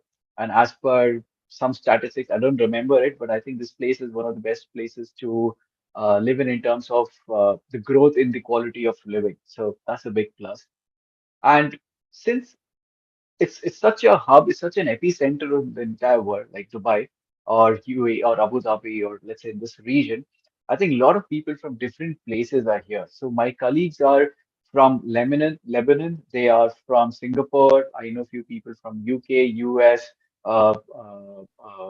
Thailand, everywhere, right? And because of that, the social gathering or the different cultures that you're exposed to is something nice to be around, right? So you need to you it just aids your exposure, which is why I think the diversity that you have while you're working, you get to capture some of their brain as well. You get to learn new things, their new methods of working. I think that is very interesting, and that is something that I feel this place has to offer compared to any other place. And now I'm sure most of the audience who aspire to work in the Middle East will be interested in the next question. Piyush and Arghya, would you recommend a few good places or organizations where students can apply for jobs? Okay. Yeah, go ahead. Sorry, I didn't mean to interrupt you. There are a lot of companies has a different expertise and specialization in different fields within master planning and urban design sector. So it is difficult to recommend some names out of them. Even there are a lot of small companies also who are doing very well in this region. I would suggest students and people who are interested to move and work here. Even if you don't have to move here, lots of companies, big names are present in India, which was not the case in maybe 15 years ago. And these companies are working directly from India, and they're handling a lot of Middle East projects and a lot of European or Far Eastern projects. In terms of companies, you can segment them in three categories, basically. One, consultancy firms, second, developers, and third, government authorities. I would suggest students or whoever practicing architects working in India to do their own research and find out their suitable organization where they will fit more. I think that will ease their chance to move to that company according to how their portfolio fits to their requirement. Piyush? I think, yeah, so I think naming companies would look like we're kind of advertising, but that's not the case. I think a lot of companies from all around the world, be it, let's say, let's talk about the panelists, right? So we have ACOM here, we have A7, and there are a lot of other big companies which are here, and you can straight away go ahead and apply it to them. But I think one of the ideal ways to do that is probably reach out to some of these recruitment agencies as well on over LinkedIn. I think they're very active. So if you look for Easter or LNC recruitment agencies, they post a lot of jobs, right? And they post it with the years of experience that is required, the location of the company and XYZ. Alternatively, you can look for some of these hiring. I think the websites like Indeed, Naukri.com, and I think the one that is very famous over here is Gulf Job. I mean, it doesn't really guarantee you a job, but the smart way to do it is look for that, track them, and whenever there is an opening, go to the company website and probably apply it over there, right? So there are agencies, like a lot of agencies, they just put it up on their careers page, and instead of you searching for it, like Googling every time, I think you can reach out to, let's say, gulfjobs.com, and base filter, create an application there if you want to, but you can filter it based on your experience, based on your expertise, and then it give you probably 15, 20, 30 different companies who are looking for a candidate who from your experience or your background. And then you can reach out to straight away to these companies and just drop in a line, connect with one of their HRs or the hiring managers over LinkedIn, initiate the conversation.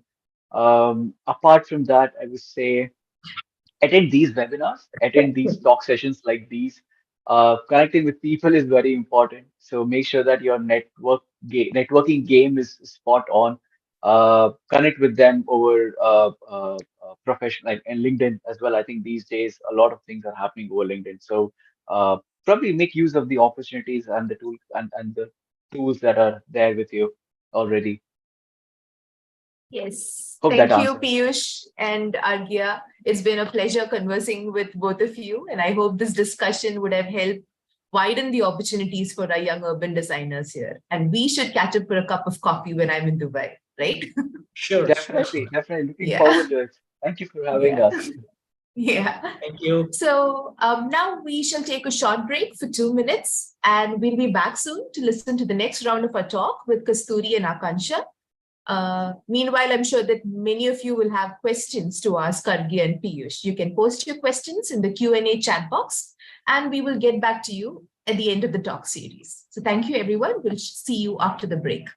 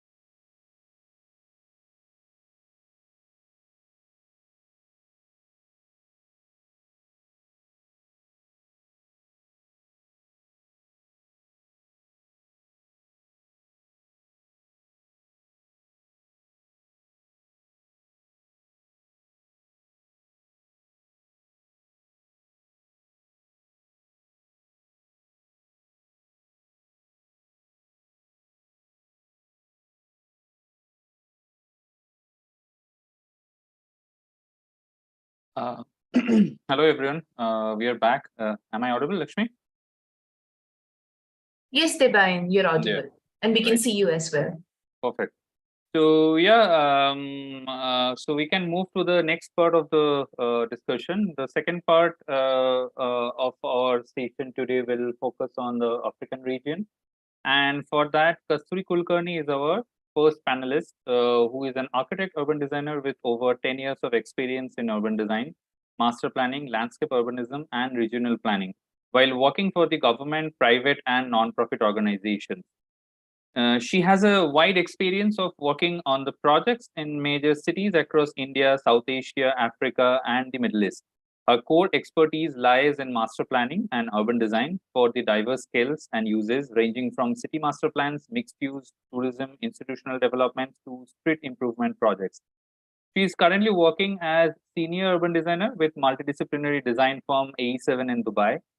Design ability, critical thinking, and problem solving are some of her best recognized skills. In addition to design, she is also passionate about traveling and singing. Now we have Akanksha Wakhare, is our second panelist for the Africa session. She is an architect, urban designer, currently working as an urban designer with CBT in the UAE. She graduated as an architect from College of Architecture, Pune University, and later pursued her master's in urban design from Kamalaraja College, Mumbai University in 2019. Akanksha is highly creative, exceptional at graphics, and is a trained Bharatanatyam dancer. Recipient of prestigious awards and publications in her name. Akanksha is a passionate urban design professional who has extensively been involved in urban projects across India, Africa, and the Middle East. So thank you, Kasturi and Akanksha, for joining this discussion today. Lakshmi, over to you again. Thank you, Debayan. I'm back again today with two young and dynamic women urban designers who are involved in projects in the African continent. And I'm sure that the audience are very eager to know more about your journey as an urban designer. So let's begin with Kasturi, who is also my dear friend and classmate from SPA Delhi. Over to you, Kasturi. Thank you, Lakshmi. Thanks, Debayan. It's great. I'm very happy to get this opportunity to share my thoughts. So a little bit of intro about me. I'm originally based out of Pune city. I have about 12 years of experience. I studied architecture from BKPS College in Pune. I first developed inclination towards urban design when we were exposed to urban design project as part of our fourth year urban design studio in architecture. So while working on that, I found it interesting how urban design can help impact communities at a much larger scale as compared to architecture, and how it can be used as a tool to shape urban life. I was also interested towards the problem solving aspect of urban design that could help improve lives of people at a much larger scale. And then I went on to take up urban design project for my final year architecture thesis. It was a very complex project, a multi-modal transport hub in Pune city. And that project got published in Council of Architecture and NIASA's thesis magazine. And that kind of boosted my confidence that I could do this, and I never looked back. So as a result, after graduating in 2010, I started working with Integrate Design in Pune city in their urban design department. I worked on large-scale mixed-use township projects on very beautiful and topographically challenging sites, because Pune is known to be a city within the hills, and a lot of our sites were situated in these hills, and it was quite interesting. It was quite challenging, but I enjoyed it. And after working for 2 years with Integrate, I moved on to pursue my master's to SPA Delhi. I graduated from SPA in 2014, and then I went on to work with architect Ratan Batliboy in Mumbai. I worked on a variety of interesting urban design projects in Mumbai as well as some other major cities in India. And the work in Mumbai was majorly focused around urban design initiatives. We would come up with certain projects, urban regeneration projects, and we would propose it to the authorities. Some of them would materialize, and It kind of exposed me to the grassroots level design and social details of urban design at the smallest scale. Further, I came back to Pune, worked with Professor Christopher Benninger for about a couple of years, where I majorly worked on institutional campus master plans. Obviously, working with Professor Benninger was quite an enlightening and enriching experience. It kind of gave me a lot of depth into my design abilities, because Professor Benninger's philosophy is to attention towards detail or sensitive design practice. It got absorbed into me. It was also a big milestone in my journey as an urban designer. Before moving to Dubai, which was, I think, like first dream job, working with Surbana Jurong. I was working with them for about 3.5 years. I was exposed to massive, extensive scales, right from regional planning to urban design. I worked for the cities in India, Sri Lanka, Rwanda, directly with the state and central governments. The sheer scale of those projects was quite overwhelming at first, but at the same time, it was rewarding. This is where I realized I was more excited to work on the larger scales. And it is quite a feeling that a city's future is in your hands. It makes you feel so much more responsible, and you realize how you need to be so much more sensitive towards the whole process. It's quite a responsible job that we are doing. After that, I moved to Dubai. Currently, I'm working with A7 as senior designer since the last 1.5 years. I'm currently working on large-scale master planning projects within the Middle East and North Africa. The experience here is quite different as compared to India or Africa. The pace of development is quite fast. That excites me a lot. It's like being on my toes all the time. And there's a lot of room for creative experimentation here because of the sheer amount of investment that goes into the projects. So you can almost make anything possible here. Like, you vision it, you can make it possible, and that's quite exciting. And besides work, traveling has contributed in an immense way in shaping up my views towards urban design. Traveling within India or even within other developing countries like Sri Lanka, Rwanda, or Eastern Europe, or even the developed ones like Singapore, USA, actually opened my eyes about how people interact with the cities and how cities interact with people and how they shape each other. So yeah, and I feel quite fortunate to have worked with such great designers, organizations, successful ones, diverse projects in terms of scales, regions, geographies. Urban design never ceases to amaze me. There's so much discovery at every step, every opportunity, and I hope the learning will never stop. Brilliant as always, Kasturi. Thanks, Lakshmi. And Akansha? Thank you, Lakshmi. Firstly, a very good evening to everyone here. Thank you for joining in on a Saturday evening, and thank you for having me here. So, starting with a little something about me. Like Deban mentioned earlier, I'm an architect and architect urban designer.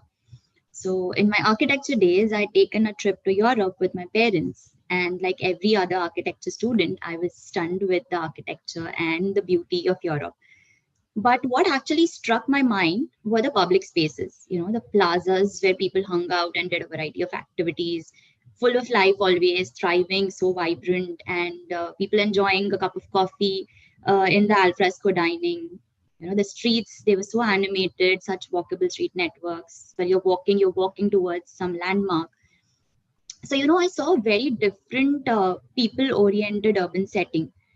But back then, I was just in awe of the place. I did not really know what is it that I found so captivating.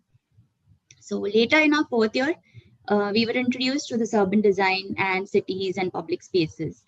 And then, I could join the dots and I realized what exactly had, captured my mind back then in Europe. So to me, I think built form cannot be looked at devoid of people. I feel it is the people who bring life to the built form and vice versa. So it's a very interdependent relationship, I feel. Yeah, coming back to my UD journey, I was exposed to urban studies, and it is this very relationship of people and space that has always fascinated me. So then I decided to further explore this interest and, understand if I really want to pursue it and have it as, pursue the studies and then get into the profession. And, what could be a better insight than actually working on projects and doing it hands-on and then understanding whether you would like it or not. So that is when I joined HCP Ahmedabad, where I was really fortunate enough to work with Dr. Bimal Patel. There I got opportunities to work on projects in India and Bhutan. I got chance to work on master plan for cities and also a few riverfronts and lakefronts. So in the short tenure, I think I really enjoyed it there. So I think not only the theory of urban design and planning, but also the practical and professional part of it that excited me. And then I think I was sure I want to do it. As next step, I pursued my master's in urban design to obviously get an in-depth knowledge on various aspects of urban design. There I got exposed to urban sociology, ecology and landscape, culture and heritage. We also learned theory and techniques, bylaws, urban finance. There's housing, transport. I mean, there's so much that urban design has to offer. So my master's thesis was built over all of this foundation, but majorly it focused on the dynamic and plural nature of the public realm. Again, based on people and how the urban setting shapes the human behaviors. A very simple intervention, say like a nice seating arrangement with some greenery around, and the place just thrives with people. I mean, it's so I think it's very necessary to understand and find out what brings about comfort and contribute to people's enjoyment of spaces in the public realm.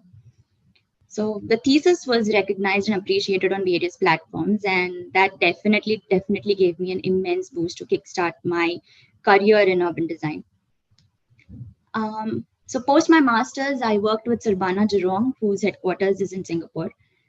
This is where I met Kasturi, and let me tell you, she is an outstanding urban designer.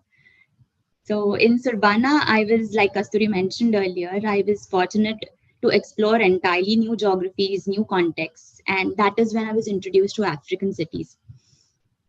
And it was a totally different experience. I worked majorly on cities in Rwanda and Republic of Equatorial Guinea. And again, like Kasturi mentioned, I was involved in various scales of project. I did regional planning, city planning, master planning, urban design and urban design guidelines. There was land subdivision. We did visioning exercises, socioeconomic analysis, design, presentations, coordinations. So I think for me personally, it was a very holistic experience altogether, and it really gave a decent knowledge of the region also. And currently I'm working with CBT, whose headquarters is based in Boston. And I'm working with the team in Abu Dhabi here, and I've been involved in master planning and urban design projects here in the Middle East. And I must say it's again a very enriching experience, a very different one. And to summarize my career trajectory so far, I have been fortunate to work with different scale of projects and in different scale of firms that are based in different geographies, the East, the West, and South Asia. And to add to this diversity, I will say the projects I worked on are across South Asia, Africa, and the Middle East. So it has certainly helped me gain different perspectives and, really push me towards my aspirations of giving back to the society by creating cities for people and influencing the communities socially, economically, and culturally. So yeah, that's about me. Two brilliant young women from Pune in Dubai working for African projects. This is very exciting. So even today in our minds, Africa still remains amongst the not so familiar places on earth, right? Kasturi, can you tell us more about the scope of urban design in Africa? How is it different from the ways in which urban design has been practiced in India? Sure. My work was majorly focused in Rwanda, so I would explain it from the point of view of my experience in Rwanda. There are multiple ways and policies that the urban design projects can be implemented in. One way is when the projects are envisaged by private investors or developers. Another way is when they are funded by non-profit agencies or organizations, institutions, where they target a specific area or a concern or a development within the city. And then there are projects that are initiated by the governments. So specifically for Rwanda, we worked on the master plan for 6 secondary cities apart from Kigali, where the project was envisioned by the central government itself, which was the Rwanda Housing Authority. And it involved stages right from regional scale to urban design, regional district master plan, city master plan, land subdivision plan, and urban design. The urban design would include urban regeneration or street improvement, or even a refurbishment of a commercial district, or a completely new greenfield development, which would tie back to the national vision. So the urban design scope is looked at from the national vision and then percolated down to the urban design intervention level at which the vision can be fulfilled. So it is more like a holistic approach of vision that percolates down from the nation to the actual street itself. Apart from that, in general, the project, the scope could vary from, to bring it in simpler language, tourism campuses or environmental interventions, because Africa is quite rich in natural resources, national parks, volcanoes, lakes, biodiversity. So of course, there's a lot of scope for tourism, environmental projects, and also institutional campuses, because some emerging cities in Africa, like for example, Kigali, they are being positioned as knowledge and innovation hubs. For example, Kigali Innovation City is a project that I worked on, which is targeting global educational institutes and research facilities to invest in the country.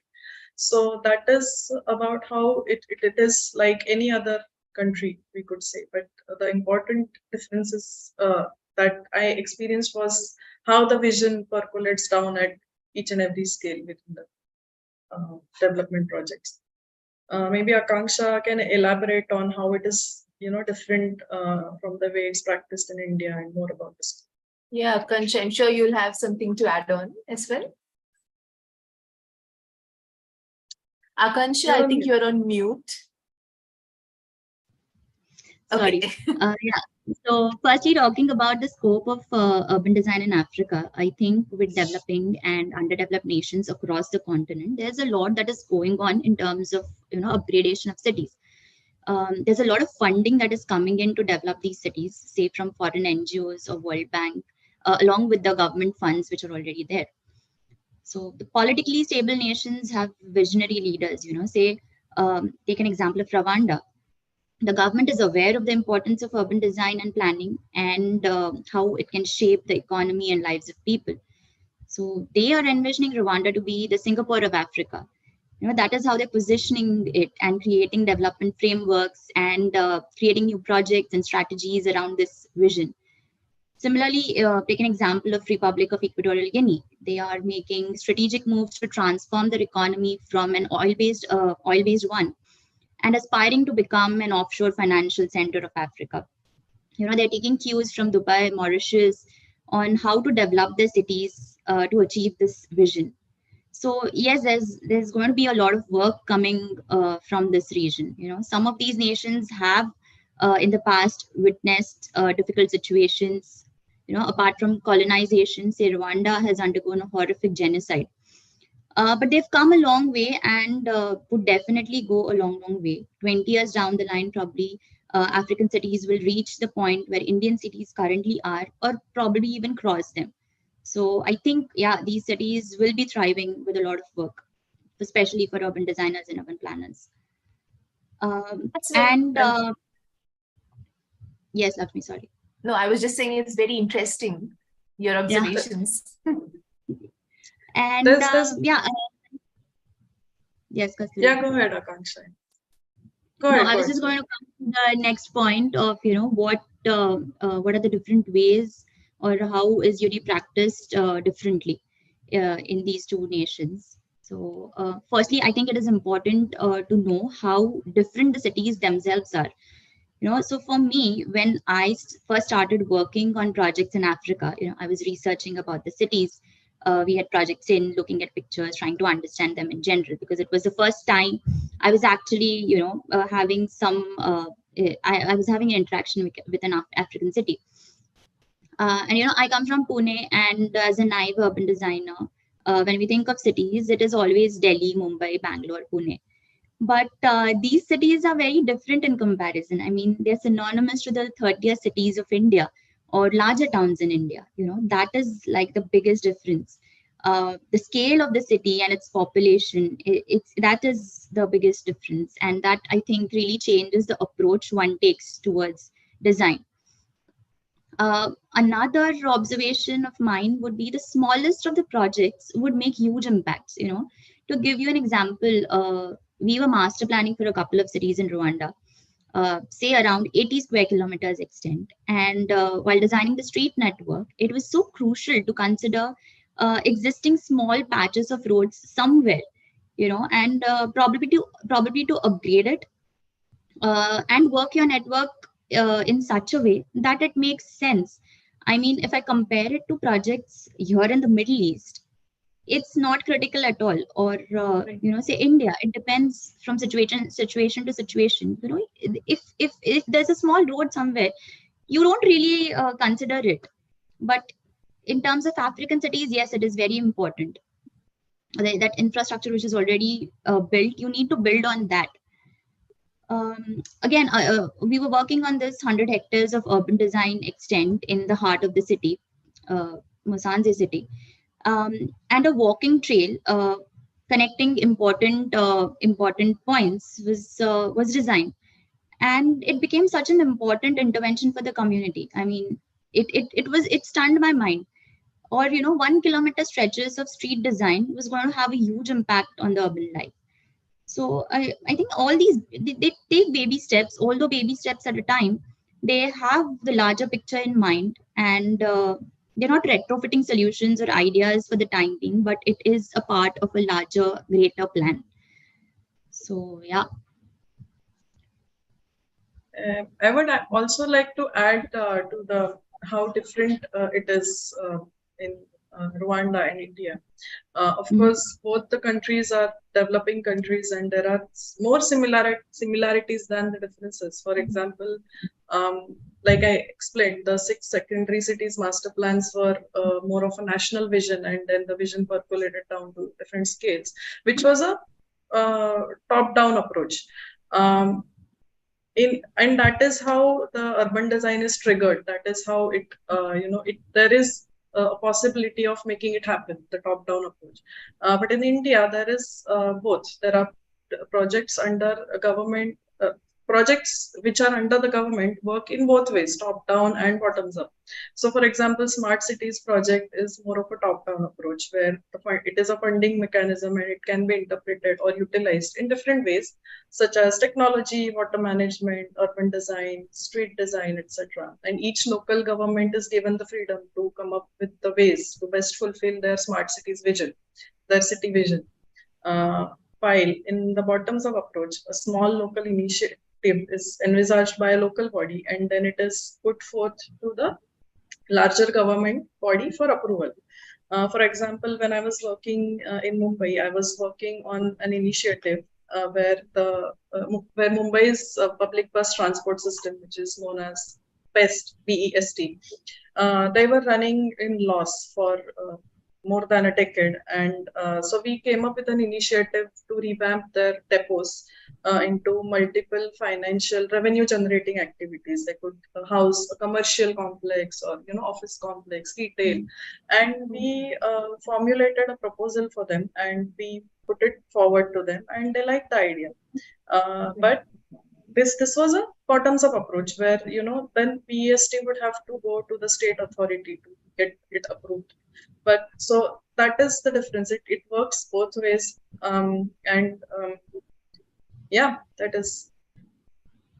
Like both of you pointed out that Africa and India are kind of similar. right? Just like India, African nations are also progressing towards development, right? So what do you think are the similar key challenges that African and Indian cities are currently facing these days? Should I go first? Who's going first, Akansha or Kasturi? I can start. Okay. So Right. I'd say one of the key challenges faced by both would be the growth and spread of informal settlements. That is actually degrading the quality of life of people in cities. And probably to tackle this, innovative affordable housing strategies could be devised.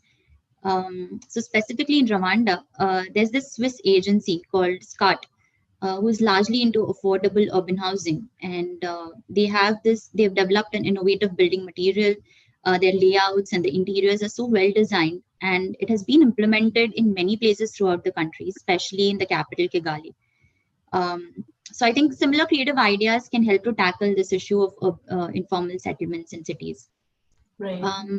Then I think secondly, both the countries have abundance of natural resources, and I feel it would prove fruitful to understand and implement ways to fully capitalize on them for urban development. What I mean to say is, giving you an example of Musanze city in Rwanda, it has unique flora and fauna, nice volcanic mountain ranges, and a very peculiar type of gorillas there. It's beautiful. So as a design response, we made sure that we preserved the natural assets and yet created a tourist town with programmed activities that would do justice to this asset. So it will not only preserve those forests in the long run and avoid haphazard development, but also improve the quality of life of people and eventually contribute to the economy by attracting tourists. So I think how we position the cities or brand our natural resources is what influences our design. So I think cracking that branding strategy is challenging. And once you've done that and planned for it, reviewing and updating it periodically is an equal challenge. I mean, especially for developing countries, because along with infrastructure and urban development, they do have other social issues to cater to. So yeah. And I think again, one more similarity that I find is these nations do have aspirations to become something. You know, they're open to ideas, but they do not necessarily materialize. So I think these aspirations could be contextualized. Like, for example, when you say Singapore of Africa, you cannot exactly follow what Singapore has done. You have to take cues from your benchmark and contextualize it. So just to give you another example of an innovation city project we did in Kigali, the aspiration was that of One North, the innovation hub of Singapore. But obviously the scales were massively different. The institutions setting up there, the demand, the system of work would be totally different. The culture and people using it will be different. So the terrain was very different, and the surroundings also had different demands. But I think it was the essence that was captured and a local flavor that we added, and we made sure that it does not feel alien, but provides you with the world-class infrastructure notion. You know, so one would be contextualizing. One solution to materializing your aspirations would be to contextualize the aspirations.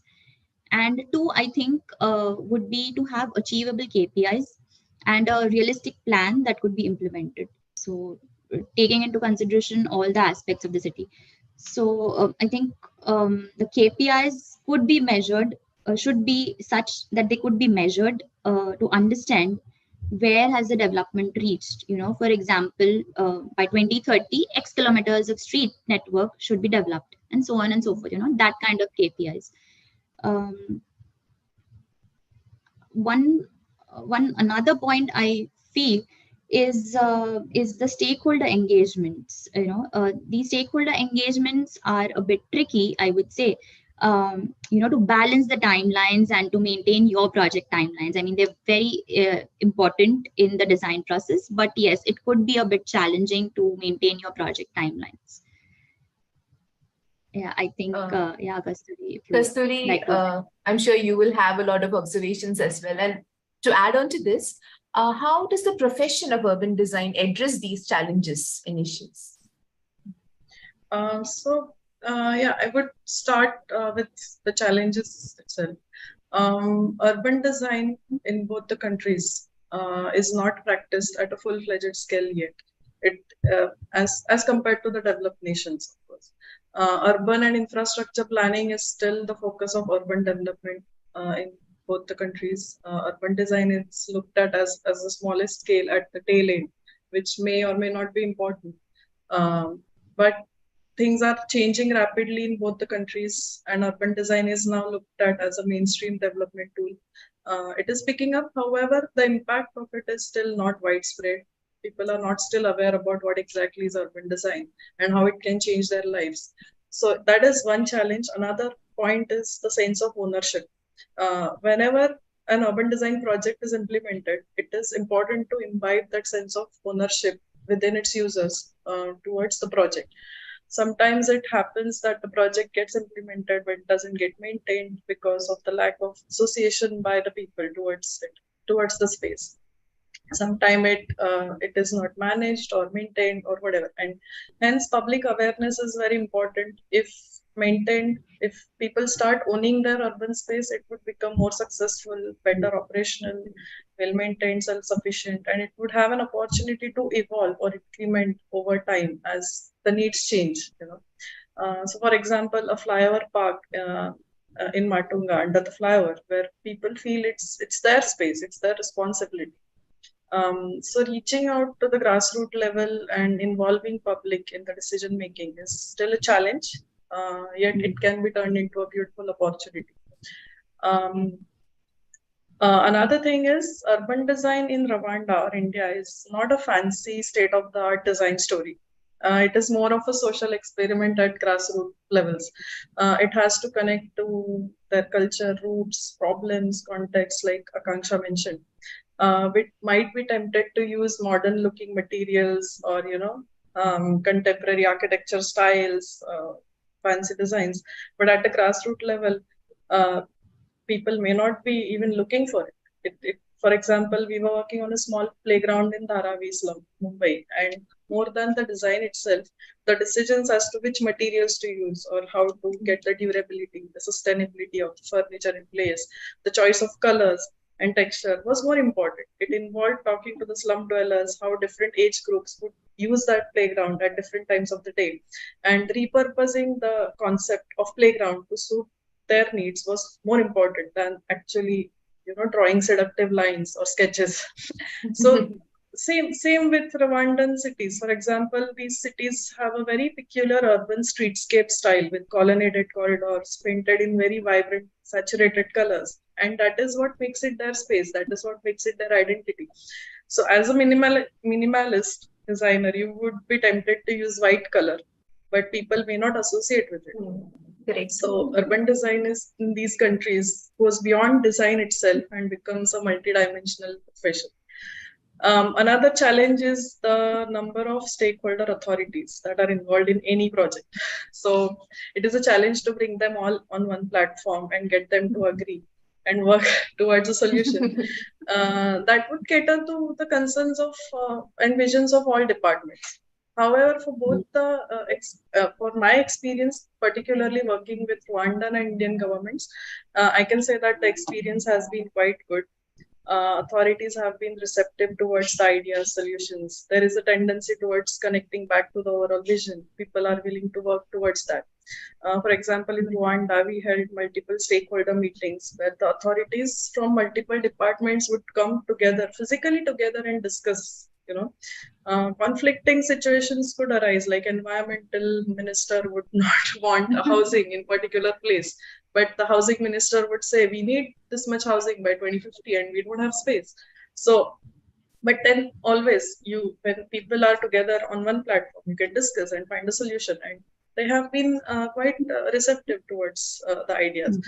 So even in India, when I was involved in Pune Metropolitan Region Master Plan project while working with Subhana Jurong, it was quite challenging to address all these planning parameters in one project, but that we could make it happen through a lot of long hand-holding process. It was a massive project, so it was possible.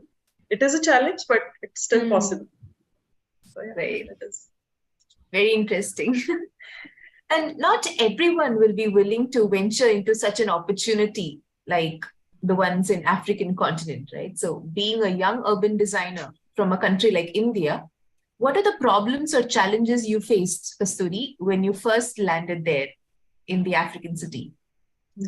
So I visited Rwanda for project purpose. I visited about 4 to 5 cities, and I cannot generalize for Africa continent because it's diverse, it's large.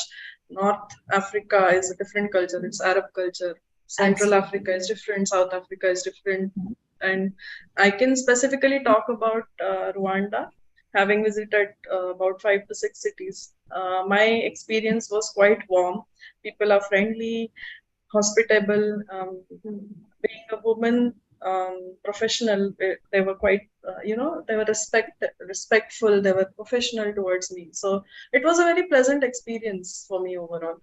However, in terms of problems, internet connectivity is a bit of a problem. You won't get the fastest internet if you're logged into social media and stuff or Netflix. I know that's a big trouble these days for youngsters. Yes.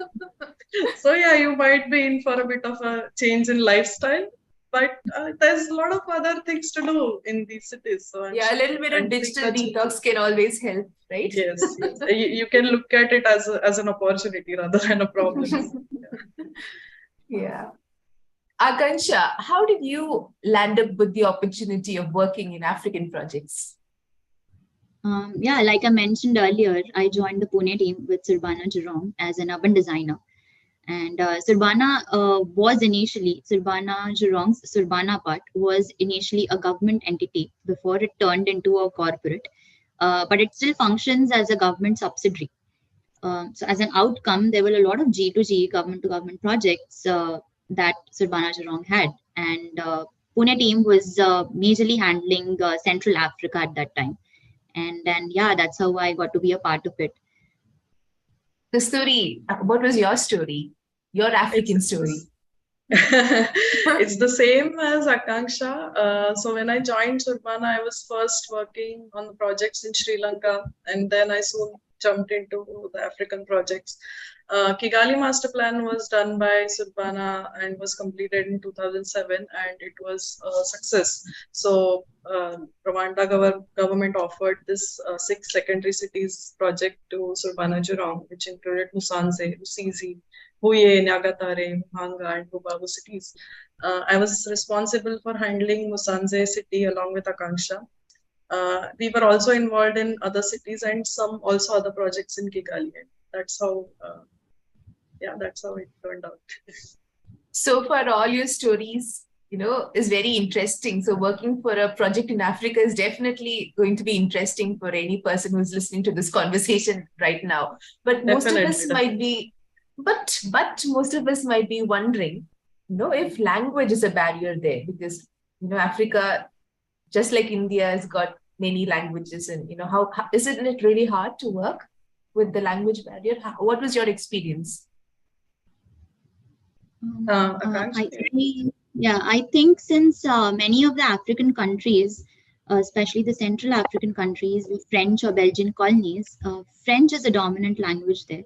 And knowing it will definitely be an upper hand, but I do not think it is a mandate.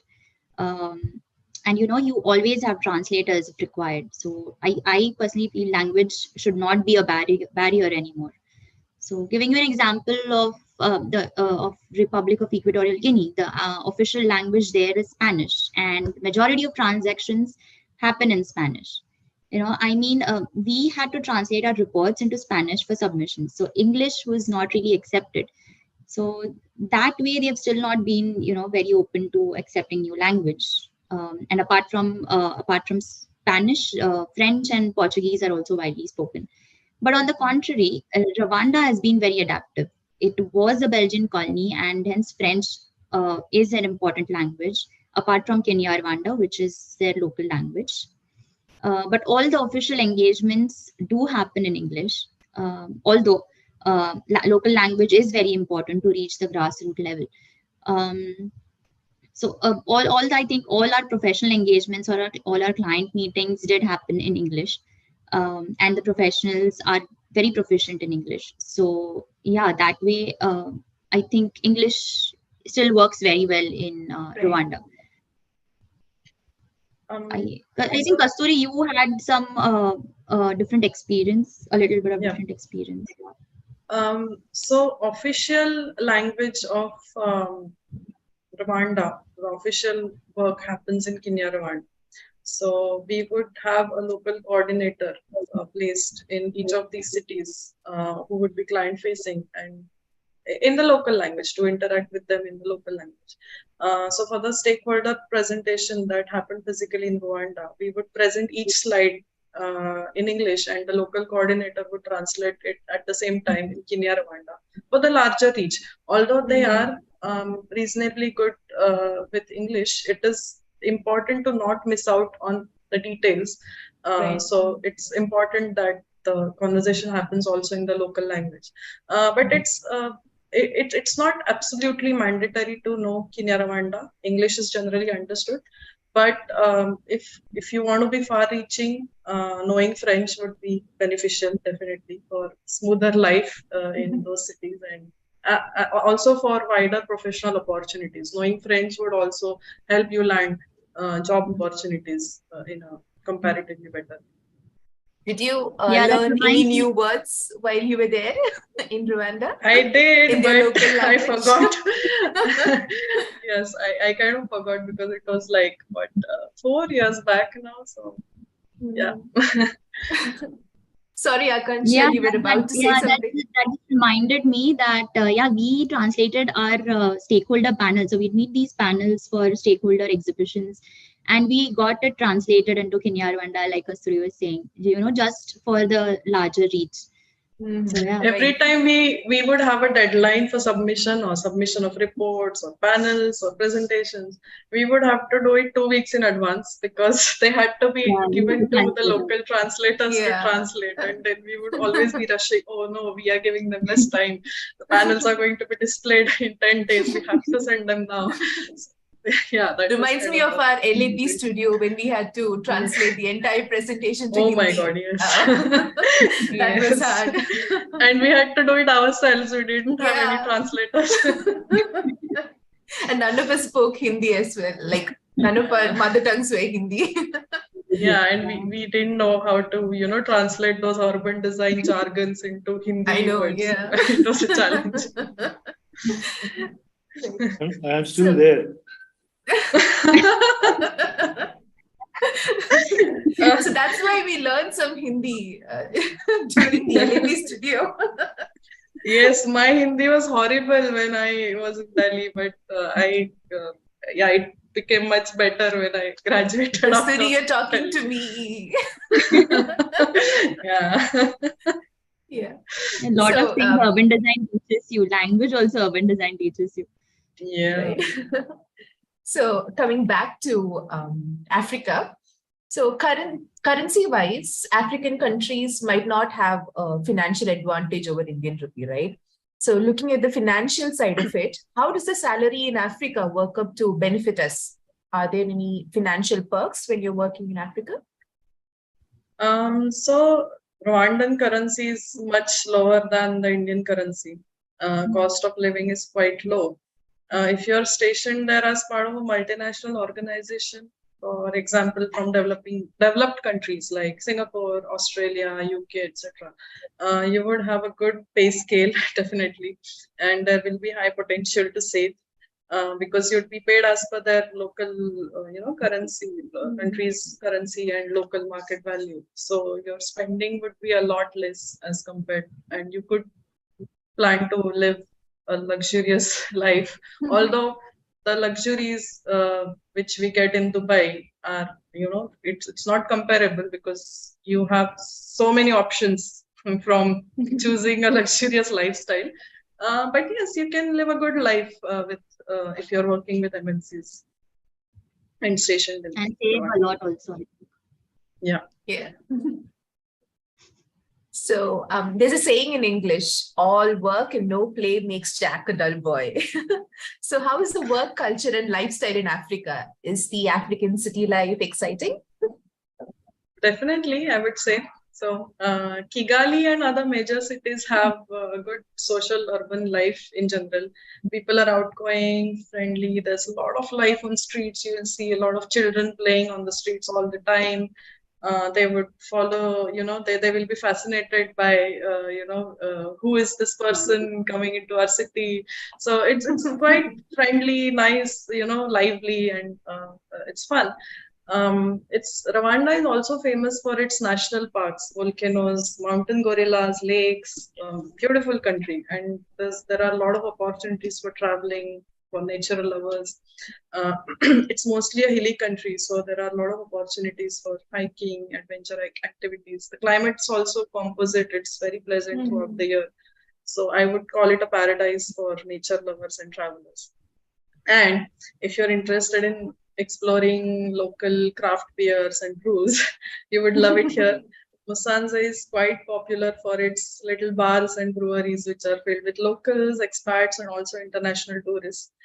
There are really some interesting locally made beers. So after a hard day at work, it's good. It's a good place to unwind once in a while.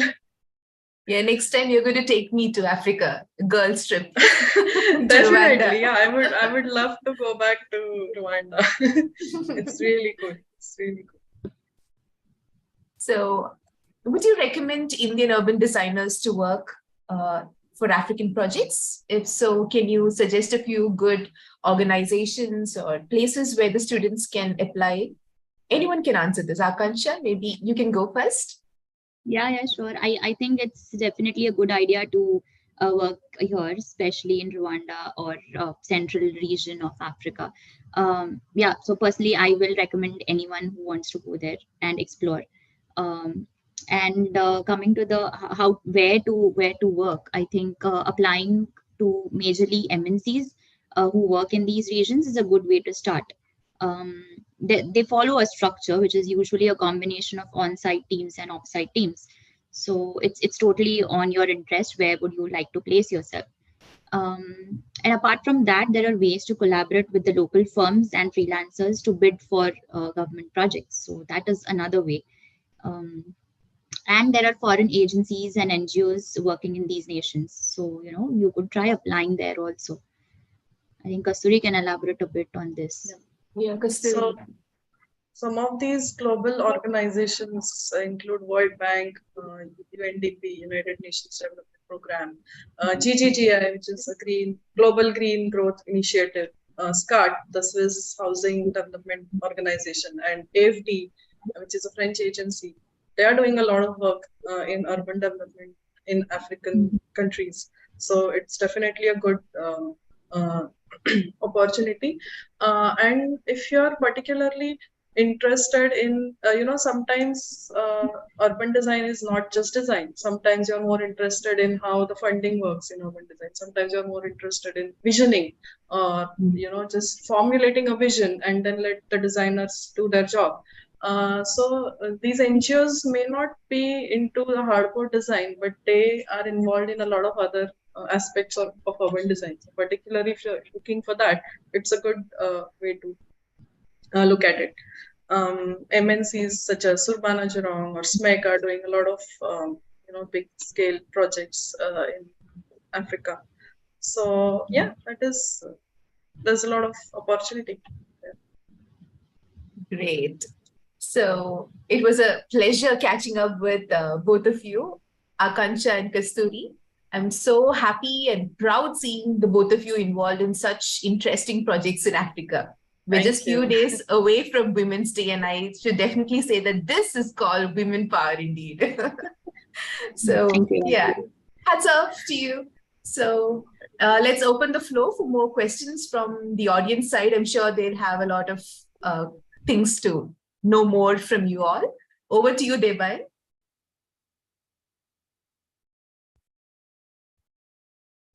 Yes, I think, we are almost done with our part, I think. So, Yeah, anyone, I mean, you have any questions for all four panelists or any thoughts on the session? I mean, we would be here happy to hear from the audience for sure.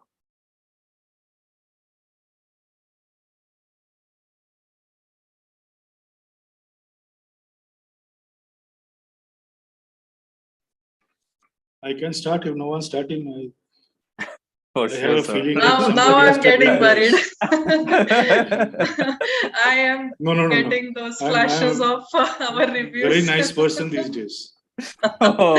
You have always been a nice person, sir. Yeah. Oh, okay. Now I'm nicer then. We are here because of you. You have large contribution. Because you're there, that's why we have you in the evening today. And I have to thank, as I said, I have to thank Debayan and thank all of you because you're here. And IUDI especially wants to thank all of you. Since you have formed a group and you have made sure that what you have learned is what we are also learning.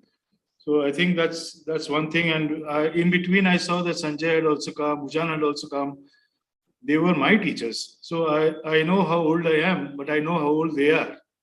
So it's a great advantage to see that any of you are coming together now and helping us grow continuously. That's the most important thing. I had a small question, and I'm sure somebody will pick it up again after this. And I think this is a question to the first pair of speakers, who was Orgo and Piyush. And later on, even when Kasturi and Akanksha talked about it, I simply wanted to ask you guys that, most of us don't leave our own places where we stay. And bongs are the biggest culprits in there, right? They feel that Calcutta is all that they have in their world and that nobody can move them out from Calcutta and West Bengal. Now, we also know that Middle East is not very friendly, right? And Africa is wild, right?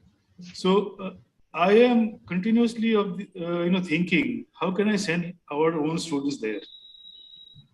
Now we have women urban designers talking about all these places which we never even venture. And I'm wondering, is this because of livelihood that you're going there?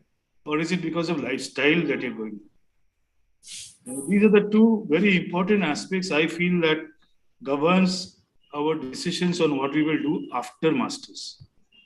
Doing a PhD is too academic, right? And therefore, after masters is the time when we take a decision about where we go and what we become. So for me, this question about lifestyle versus livelihood is an important question that has always bothered me. And I'm wondering whether it has bothered you too. That's all I had. And there are many other questions that came up in the last few hours. I'll trouble Devan with it later on, and all of you. Sure. Carry on, Sure. please. Can I start? Can I go first? All right. I know Middle East, or let's say MENA region, Middle East and Africa region. I think it comes up with some preconceived notion about the whole realm, right? Like since it's a, let's say, Muslim-based country, I think back in India, I think there's still a gap which is quite evident there that okay, this is going to be a very conservative nation. It is going to be very restrictive as well. However, I mean, I think I'm sure Olga would be able to. I mean, since he was here much before than I am, I moved here in 2016. But since then, very strangely, I didn't see that happening. I felt more safe here, being a guy from Delhi. I feel this place is so safe. I think this entire perception of Middle East is changing. I think government over here are taking some really fruitful initiative to probably dictate this loud and clear to like all around the world as well, right? So, I mean, from the perspective that when we say that this area is very restrictive, I would say it's no longer. I mean, previously there used to be quite conservative in terms of their ideologies, but I think even that's been going on because as Olga mentioned before that they're moving from oil-based industry to oil-free industry. So they just can't stick to what they have. They are, let's say, Dubai as a urban model. I think they just live off the tourism. they need people from everywhere. So they need to cater to all of their needs as well. So from that conservation or conservative aspect, I think they're getting away from it. And I think you can see the change happening in Saudi as well. So as I'm here, I still feel, let's say Saudi, where the entire development is happening at the moment, it feels that yes, Saudi is very conservative. I wouldn't want to move from Dubai to relocate and go to Saudi, for example. But they are taking their measures to change this perception as well. Uh, I think it's been just a year that, I mean, they were so conservative that even the woman or the female, they can't even ride a car. But I think they're coming up with new bylaws, regulations in terms of, let's say, uh, uh, age limit for marriage, age limit for social drinking, age limit for driving and everything. So I think they're keeping an open mind as well, because if you're growing and if you want to cater to the bigger, let's say the whole world, I think you need to probably be at a par with the world nations as well. And to answer the second part of your question, it is it started with the livelihood, but I think more the main reason I'm choosing to stay back here is because of the quality of life that this place has to offer. I mean, that's a very simple, short answer that I would have, because I wanted to explore. I mean, obviously, this place has a better financial returns in terms of your expectance from the field, right? Because this place has no tax, let's say. So you straight away saving 33% or whatever you are earning. That's a big plus. The second one, there are a lot of opportunities. There's a tremendous amount of exposure. So it started off with that.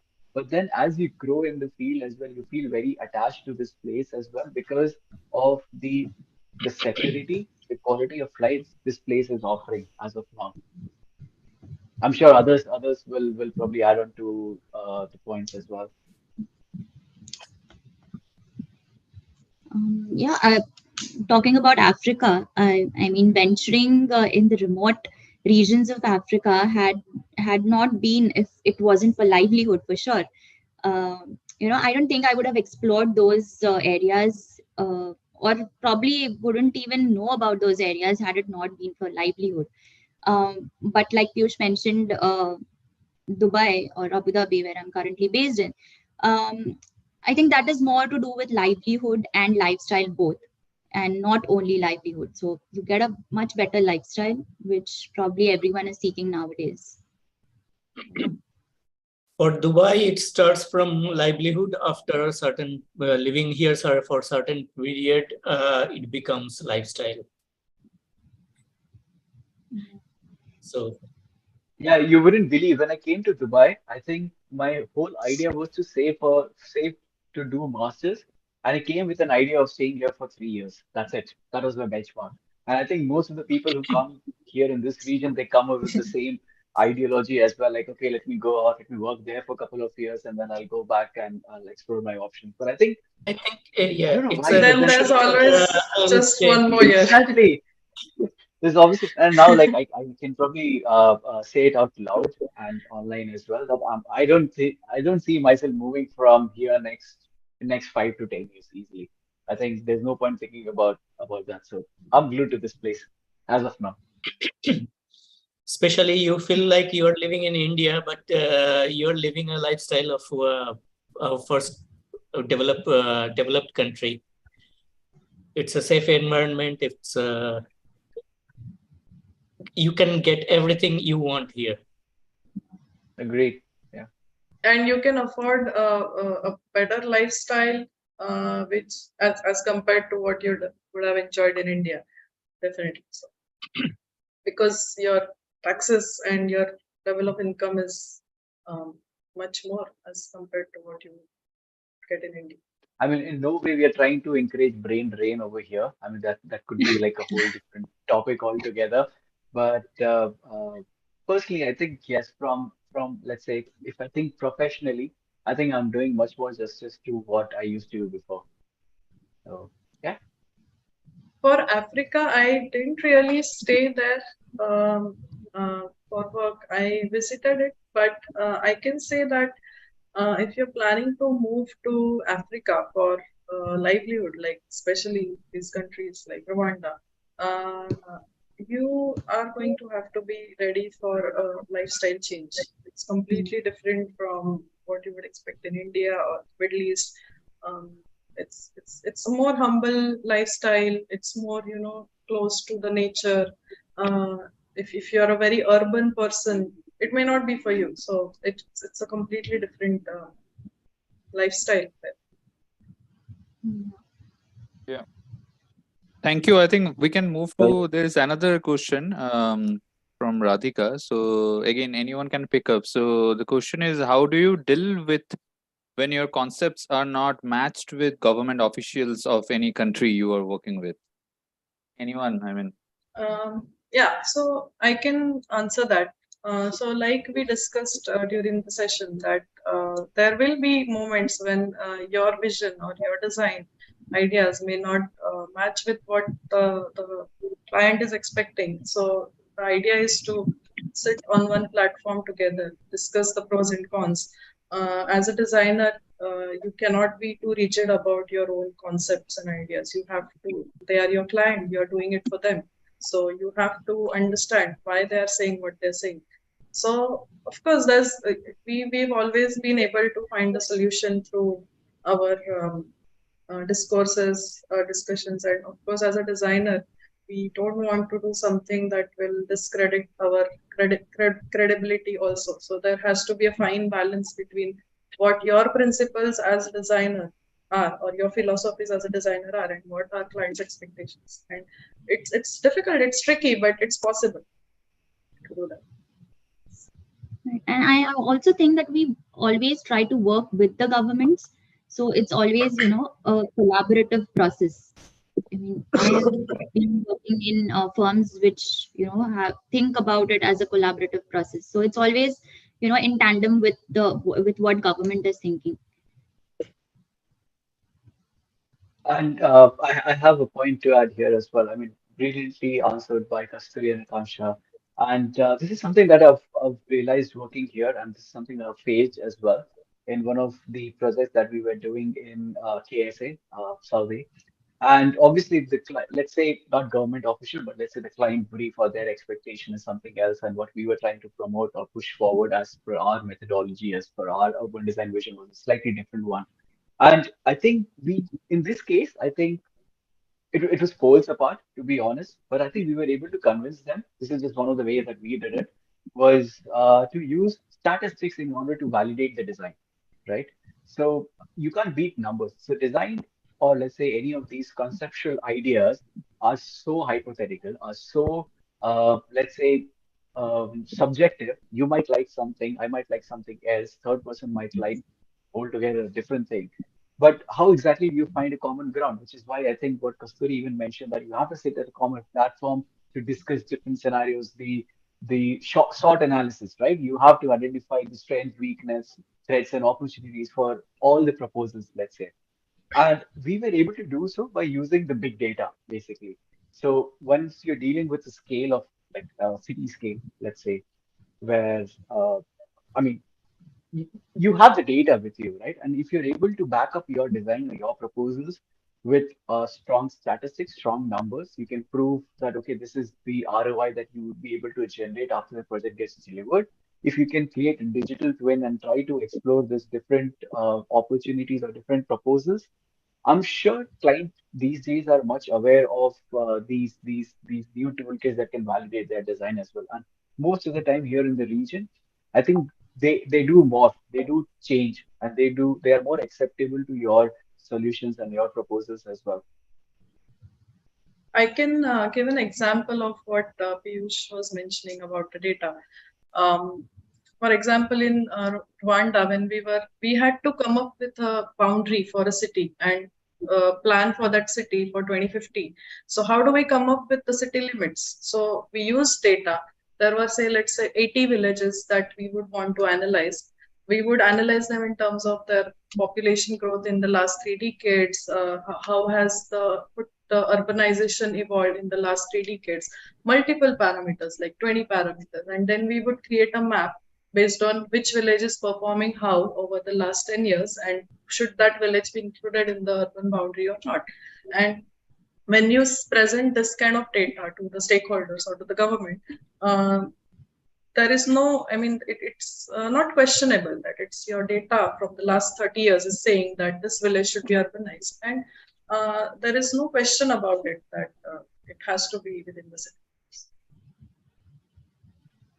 Thank you. I mean, we can take one last question. I think we already have it from Chandana. So again, open to anyone.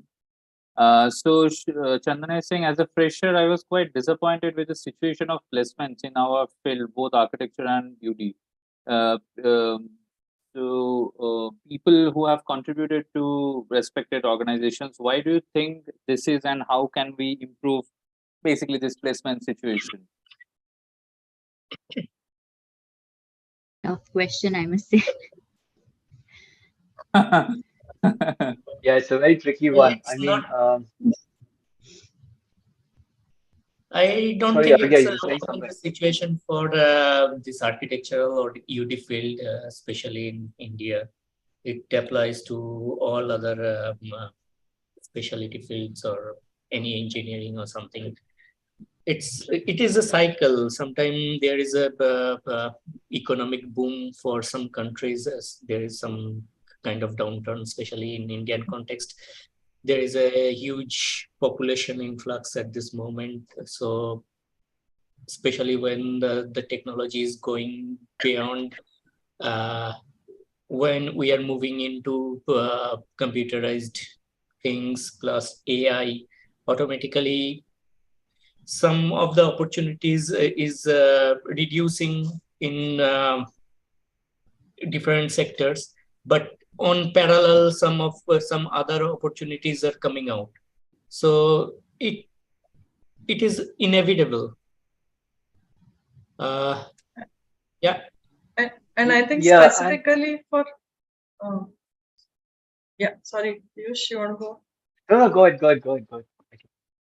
Specifically for urban design, like I mentioned, it's still not a mainstream field in India. So if you compare it with urban planning, you would get more placement organizations or opportunities as compared to urban design, because urban designer post itself is not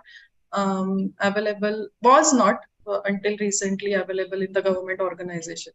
Recently, it has been, like in Pune city, we have a post called urban designer in the Pune Municipal Corporation. But before it wasn't. So it still wasn't looked at mainstream. And that is why there might be this situation that placement is not happening at the level which you would expect it to happen. But I think Yeah, the and colleges what- are not improving. Sorry, Piyush. That's all right. I mean, Go I ahead. mean, very briefly, what I actually wanted to add was, I mean, I wouldn't say that I mean, I know the condition is not that great, but it used to be worse when we all were graduating as well, right? I mean, now that I just recollect, I don't think I attended even a single talk series or any webinar or anything of that sort when I was graduating. There was not a single platform that I could actually vouch out for who can potentially guide me. Now I see there are a lot of events happening, lot of networking platforms are happening. Let's take IUDI for example. This is a great initiative where obviously every students are there, right? Like you guys are here. You get to see the different side of the world as well, like what exactly is happening, what are the ways to probably vouch or at least go and apply for let's say the jobs, your desired job that you want, or how you can probably boost up your portfolio, what is currently happening in the market, in the field as well. Uh, and again, I think it's basically it is somehow our responsibility as well. Let's say if I am from like I did my bachelor's from Government College of Architecture, I would definitely, so people from my college, they do know that, okay, yes, I'm working here in Dubai. And probably I can reach out to some of my juniors who I know that, yes, they are like, let's say the good candidate for a particular job. I can definitely root for them, let's say. And I'm sure like it is our individual, how to say, this is our individual thinking and thought process as well, where we want to take this and we want to get, you have to spread the word. You have to have that kind of exposure. If any institute is not doing it for you, you have to do it yourself. There's no one else who's going to push it for you. So I think I wouldn't say, I mean, I know it's not great, but it used to be worse before. So I think in next coming years, hopefully with the market and the boom and everything that is happening all around, it will get better. Yeah, and just to add to what Piyush is saying, I mean, I absolutely agree with that because, especially in the field of urban design, I think because it's an emerging field and in a developing nation like us, I mean, it's always bit sometimes struggling to get proper job. And I remember when I was doing urban design from SPA, I mean, of course, Kasturi Lakshmi, all of us, we remember that. So there was no culture of course displacement, and we also didn't have any idea of like who would be actually hiring us, and we were in that dilemma. And then because there were not enough answers, we actually from our batch during 2014 we actually took the full initiative of getting into this placement sort of thing, like approaching to different organizations. We created a team on our own, and of course our professors, they actually supported us, and we had like somehow we managed to, I mean, I remember still the numbers, like I think around 80 100 organizations we kind of approached, and within that also like immediately at least 25 or 30 of them were actually saying that like we are interested to hire urban designers, but then they also didn't know like like from where they can get it and whether the institutes are actually equipped to do that or not. And we somehow managed to get some of them at our places, and few of the people were already like got that job. So and I'm pretty sure that culture is still going. So I think sometimes because this our field is sometimes tricky, as you rightly mentioned. So sometimes you, as Piyush said, I think we need to just take our sometimes own initiative and just not to rely on systemic sort of thing, because again we all are kind of contributing, I think, as professionals, and we are growing that way.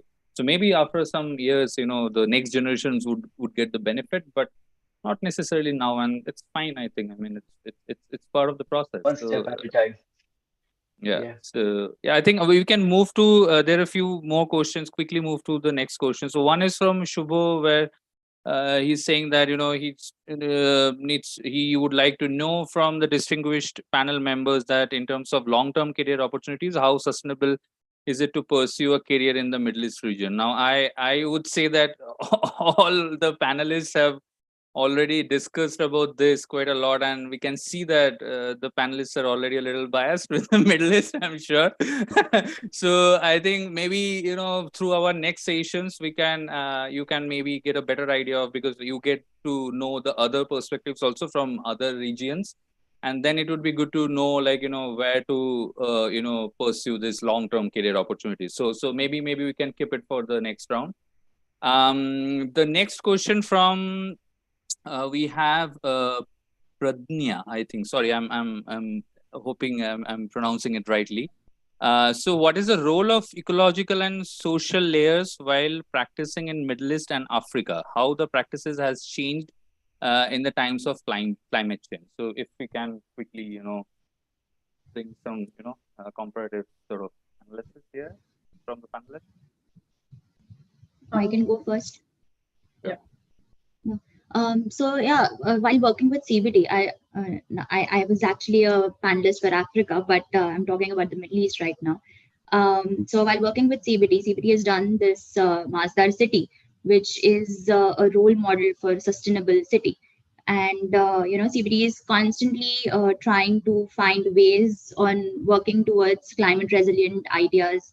And there's a entire planting palette that has been generated, which is very suitable to this region, and it will actually help change the microclimate. And there are a lot of initiatives that have been done. You can Google on Gadan initiatives. So there are these small niches that have been developed, and there are a lot of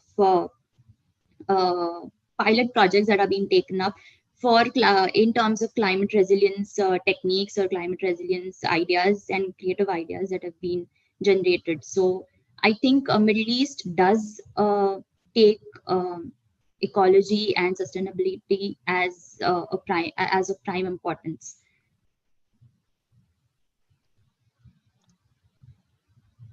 Anything related to Africa, maybe?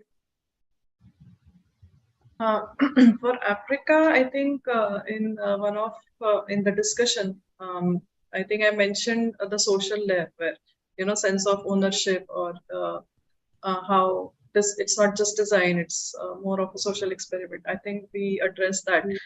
In terms of environment, I think Africa, especially in Rwanda, that layer itself is, it exists. We don't have to look at it as a separate layer, or bring in sustainability as a different criteria into urban planning. It is part of, especially with Surbana Jurong, it was part of the philosophy itself while planning these cities. So it obviously it depends company to company, government to government. But I think if we bring that as a design philosophy itself, so few of these projects originated as a landscape urbanism philosophy itself. So it's not a layer; it's there. It's how a project starts in itself. So, yeah. We have another question, but yeah, this would be the last question. And after this, anything if you have any other queries, please mail it to us, iudiglobalgroup@gmail.com. So from Aditya, the question is, how do blue-green infrastructure plays role in the Middle East? So again, Arghya, Piyush, anyone can take up. Sure, I can go ahead. I mean, when we talk about blue-green infrastructure, it's basically about banking on the water and you bank on the vegetation, right? So that's essentially the key components of having blue-green infrastructure. But I believe this is more suitable for a flood flow prone areas. I think adding to the previous question as well, I think here in the Middle East, the layer of ecology and social layer is like so thin, which is why all the interventions that you see over here are like so futuristic, right? Unlike, let's say, in India, where obviously there is like a great social bank, there is a great ecological bank, existing context and vegetation, water, rainfall, everything. Like it is so out there that anything that you propose or anything that you intervene in the city has to respect it. Whereas here in the UAE, I believe it doesn't really affect much. I mean, that would be my understanding as of now. But I mean, if others have a different take to it, more than I would love to know more about it. Oh, sorry, one more thing. I think, sorry, I'm just contradicting myself here again because I think, okay, so UAE in general, they've started incorporating I mean, basically it's cloud seeding. I'm not sure if everyone is aware of it, but cloud seeding is a method where you can pull the clouds, you can add some chemicals to it, and then you create an artificial rain. So whenever that happens, obviously the whole Dubai is flooded for a day or two, but then it obviously regulates the overall temperature of Dubai. Everyone is out there going to recreational areas, parks, pubs, having dine outs everywhere. So the whole urban sprawl kind, you can see the whole city. It's like if you take a termite hill and if you throw a stone, you see like a lot of ants moving out. The whole Dubai becomes much more like that when that happens. So that's like another intervention that these guys are trying to do in order to encourage urban urban approach, like how you can interact with spaces, how the cities are evolving and making most of it, even though we are so much climatically harsh, right? Yeah, and I think to add to what Piyush is saying, I mean, you're absolutely right. Like, imagine the city of Riyadh, right? So they're talking about this Go Green movements, and everywhere they're kind of talking about all their ideas, policies are actually very much oriented towards how the green systems they can develop and reintroduce maybe like within this kind of a context. And of course, they have these wadis and like the natural systems of drainage and all. So they are kind of orienting a lot of projects around that so that they can get of course advantage of those landform and the natural way of the draining and the water systems, because of course in a desert like context, I mean, water is something always it's something like how you're managing that, from where the source is coming, and it always has a cost, like because you're doing something artificial, so there is this environmental cost is always there. So of course, I mean, the way they are like kind of amplifying the developments of different scales, I'm pretty sure this is something they are taking care of it serious, and if not, there are certain projects, of course, which has questionable Yeah. sort of, Most of the but then developers, they have to do even it. from the government entities here, mostly now concentrating on creation of values, taking the blues and greens into consideration. Sometimes, like Dubai, if you see, Dubai has gone beyond the land and created some landform on the sea. So they are capitalizing the sea to create some artificial islands, giving some extra shoreline to it. On the other hand, they are also taking a canal inside. They are creating some green connectivity within the city. And in fact, few days ago, I saw one article in one newspaper that Dubai is now going to create the entire city is going to be connected with cycle and walking trails, taking the green into consideration. So it's not only Dubai, all the cities and regions in cities and all the developments are considering both blue and green in a balanced manner, giving more opportunity to have a walkable city in this desert also. Yeah. So I just to think, add on, yeah. I just wanted to give an example in Abu Dhabi. So you can just check out Alfay Park, and you wouldn't believe it is Middle East. I think they have devised some landscape parameters, like which tree to use depending on what the habitat is and what the soil quality is, what the irrigation system should be. So when you consider all of these parameters and develop a palette, you reduce almost 50% of the water usage.